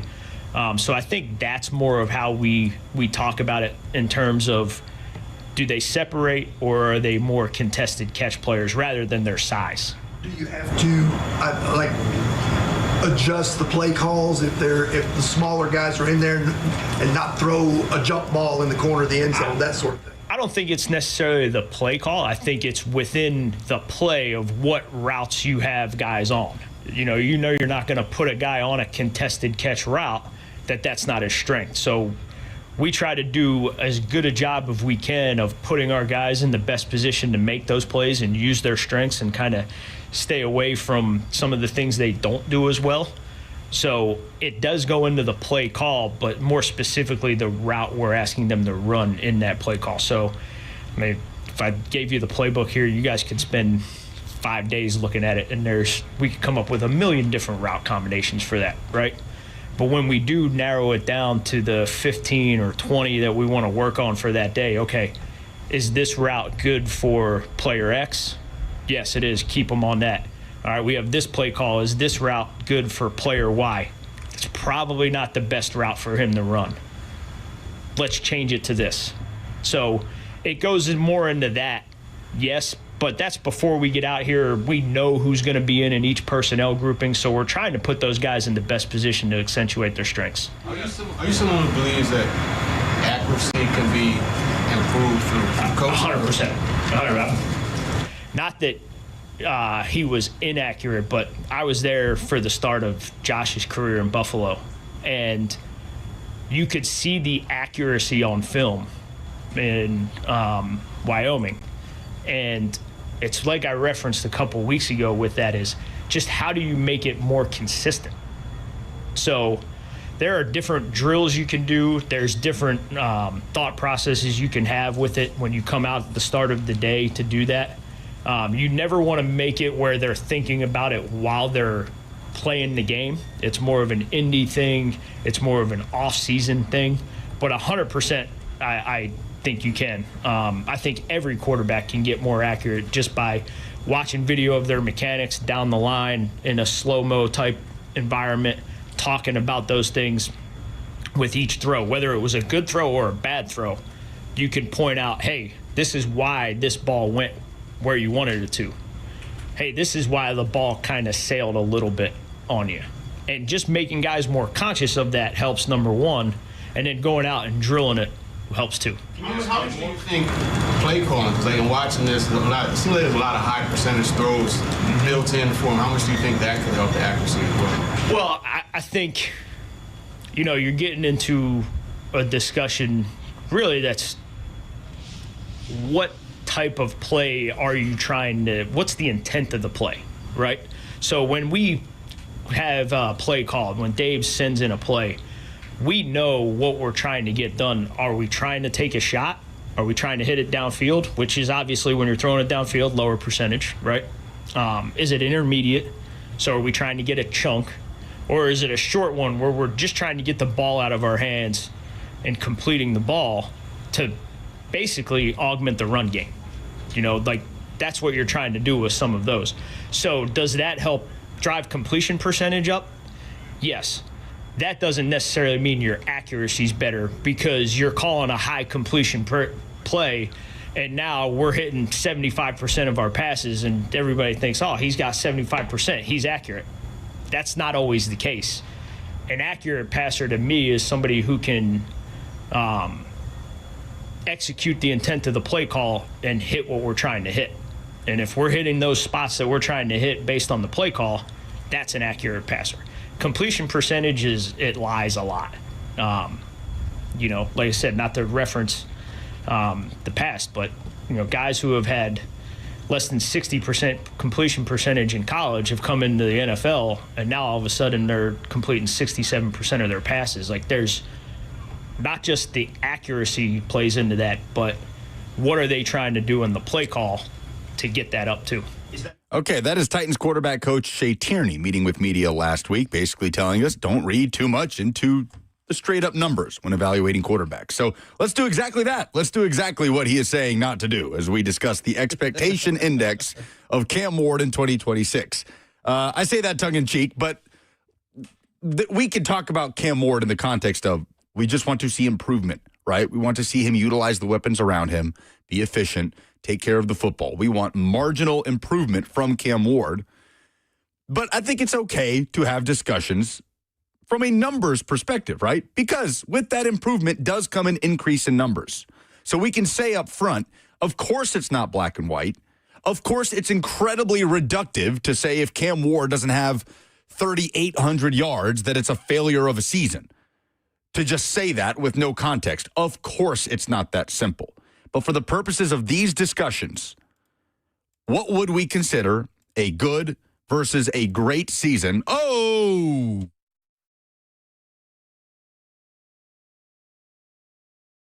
This is per Mike Garafolo, Adam Schefter, just about anybody in the league. The NFL has informed Texas Tech quarterback Brendan Sorsby there will be no supplemental draft this year, rendering him ineligible to play in the league this season. Wow. The league told Sorsby it is the NFL's, quote, sole discretion whether to hold a draft. There will be none in 2026.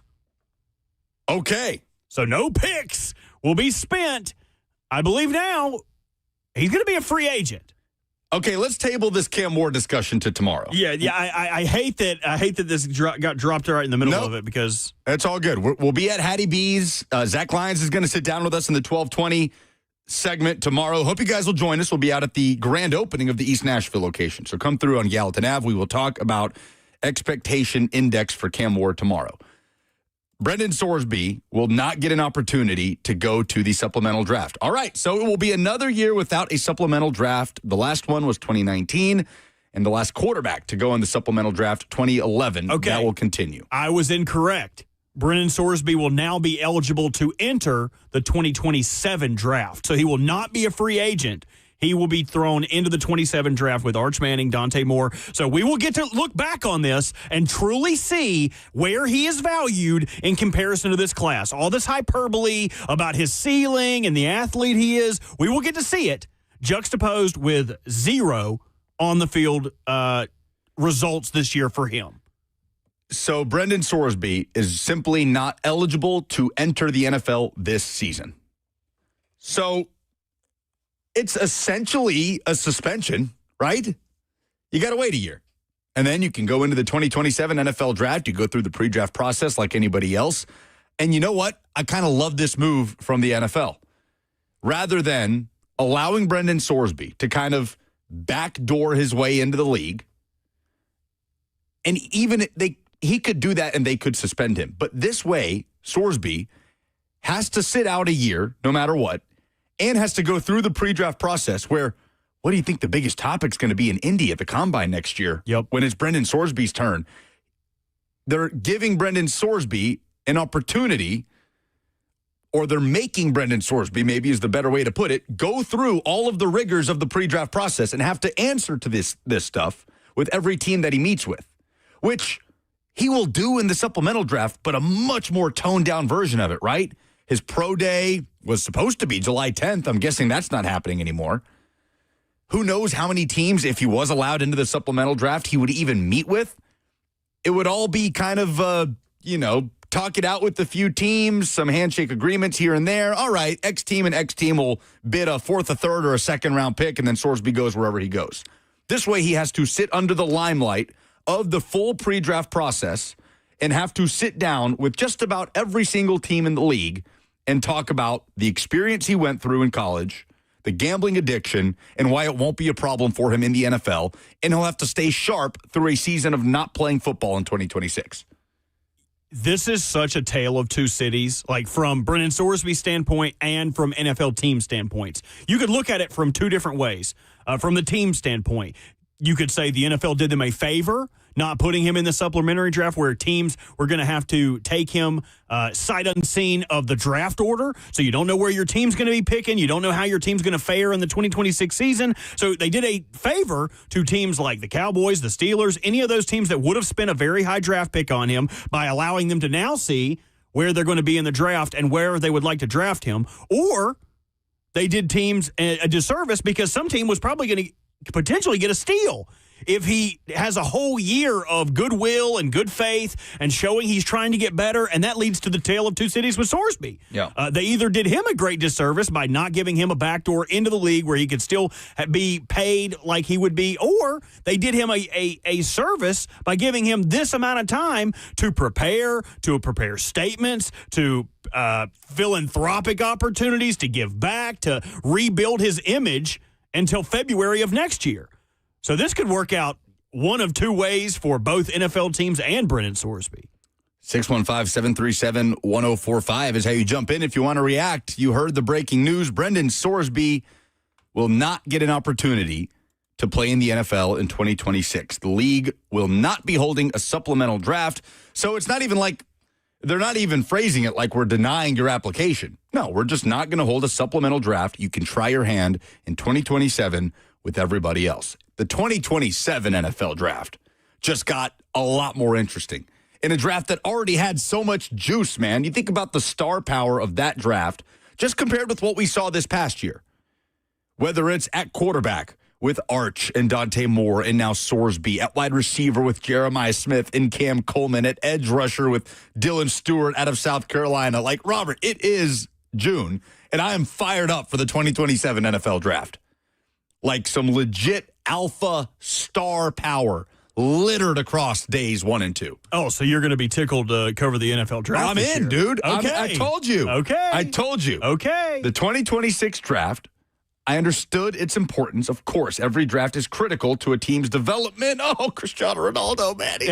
This is your life. This is what I live with right here. While you're talking about something that we supposedly have a shared interest in. He's got 2 goals. Did I not tell you before the show today? He was scoring 2. He saw what happened yesterday. Okay, we'll talk about Ronaldo next. But Brendan Sorsby now gets added onto the pile. Here's the first place my mind goes. He's not eligible to play for the NFL this season. CFL? Well, technically, under an injunction, Sorsby, in the eyes of the law, is allowed to play college football in 2026. It was starting to get messy, and the Big 12 swept in with the lawsuit. And Sorsby said, okay, you know what? I'm all right. I'm just going to go. I'm going to declare I'm going to try to go to the supplemental draft. The NFL said, no, you're not.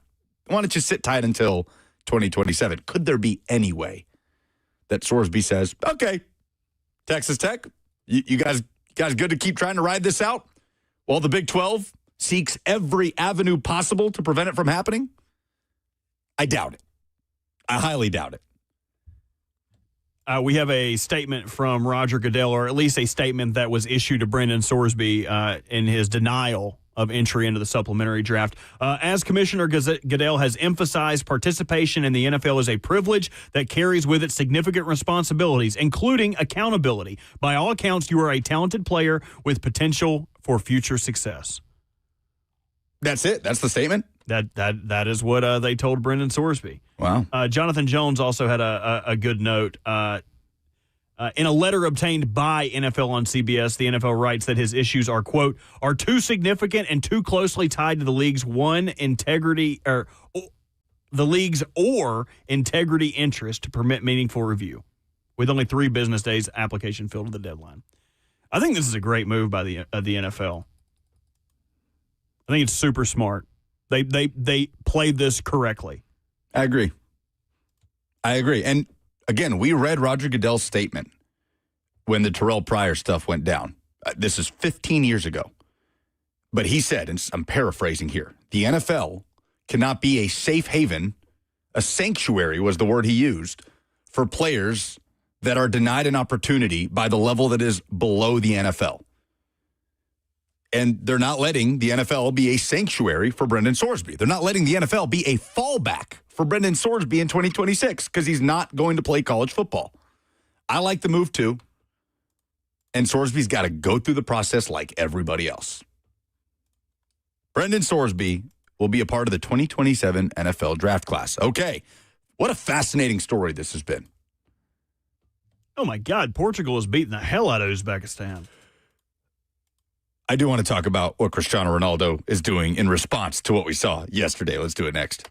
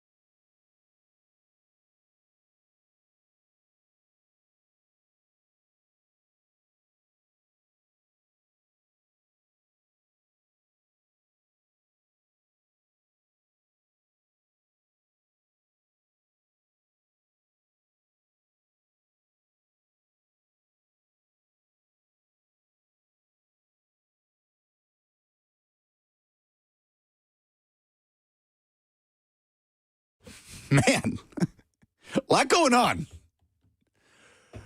We've got the NBA draft tonight on the heels of a blockbuster trade. Giannis headed to Miami from Milwaukee. See where Nate Ament lands tonight.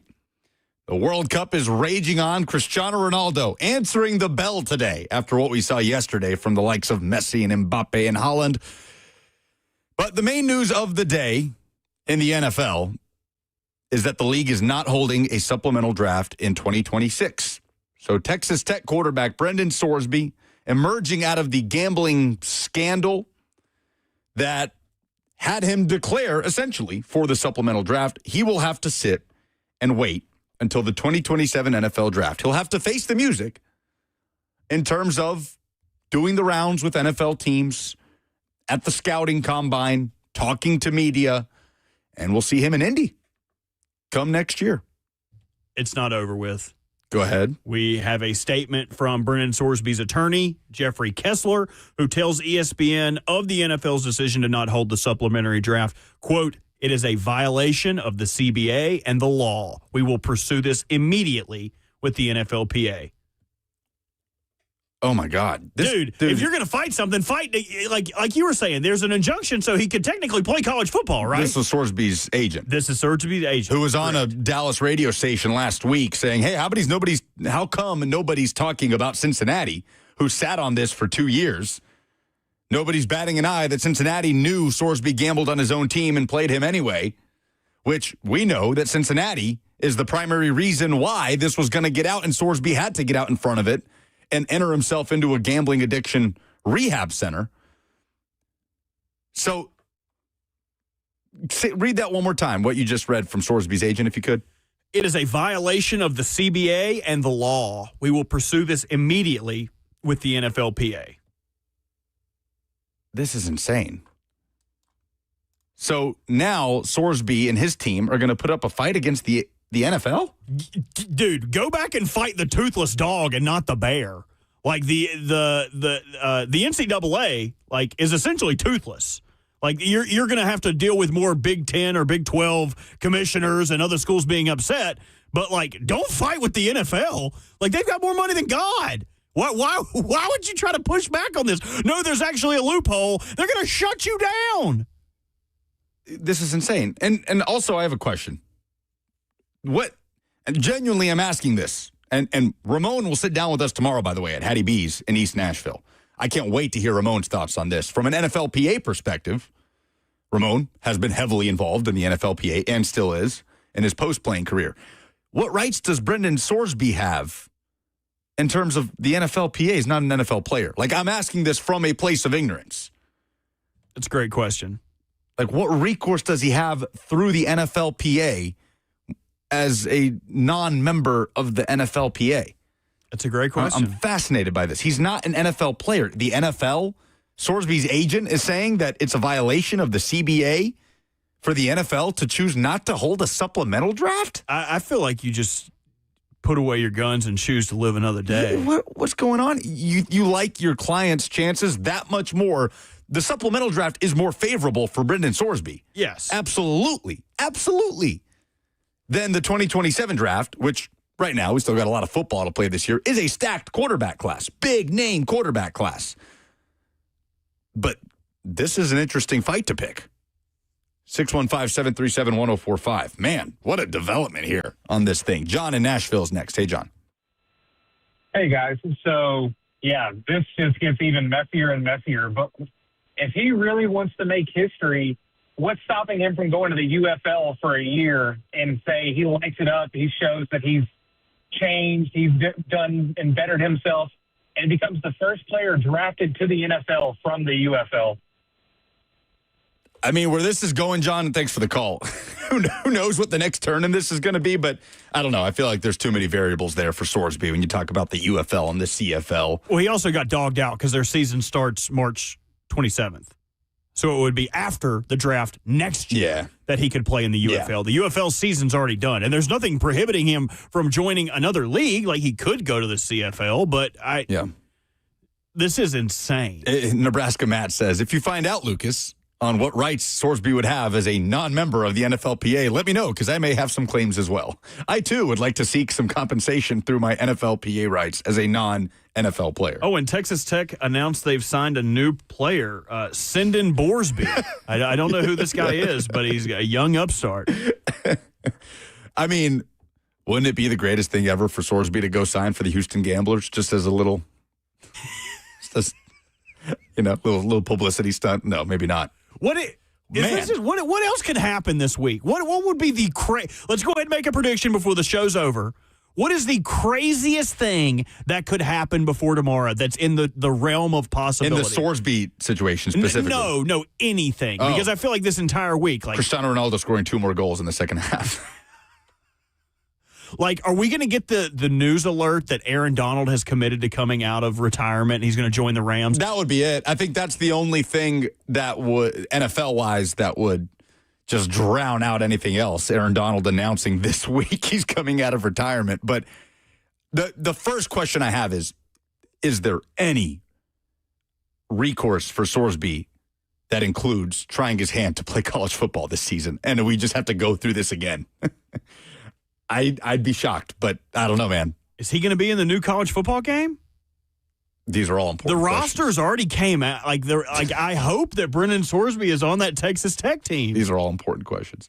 Cristiano Ronaldo has answered the bell. 2 goals? 2 goals in the first half. 2 goals in the first. Almost had a hat trick. There was a free kick at the top of the box that he's standing over. It's a free kick with Portugal. Of course, Cristiano Ronaldo is going to take it. No, he's the decoy, and it's Nuno Mendes also standing over it, who takes it at an angle nobody's expecting, and they score. So Ronaldo, finishing chances in the box, unselfish play, allowing his teammate to take the free kick, debunking all these things that have been said about him. Got to give him credit. He's responding after the day we saw from the Stars yesterday.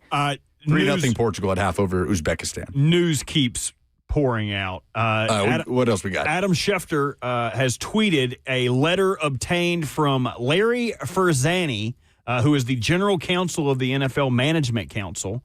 And it is a long notice, but I'll read you this excerpt. Under our collective bargaining agreement, the league retains sole discretion to determine whether it is appropriate to conduct a supplemental draft in any given year. The league has not conducted such a draft for several years, and prior to your submission, the league had no plans to do so this year, as no other player has sought entry. Your petition, filed 3 business days before the deadline, without any supporting information or documentation, and only after abandoning your recent litigation efforts to avoid NCAA sanctions, does not provide you the basis for the league to alter those plans. The issues presented by your petition are too significant and too closely tied to the league's core integrity interest to permit meaningful review within the timeline presented. He goes on for another 3 paragraphs. Man. So the NFL was like, just working the body the whole time. Oh, and by the way, and this one's for Cincinnati, and this one's for gambling on pitches and strikes. This one's for my mama, and this one's because I don't like you. Good for the NFL, man. What a mess, man. What a mess Brendan Sorsby has found himself in. I wish we could keep talking about it, but the good news is Cover 2 is going to keep talking about it. We'll be at Hattie B's tomorrow in East Nashville at the grand opening. Come out and see us. Talk to you guys later.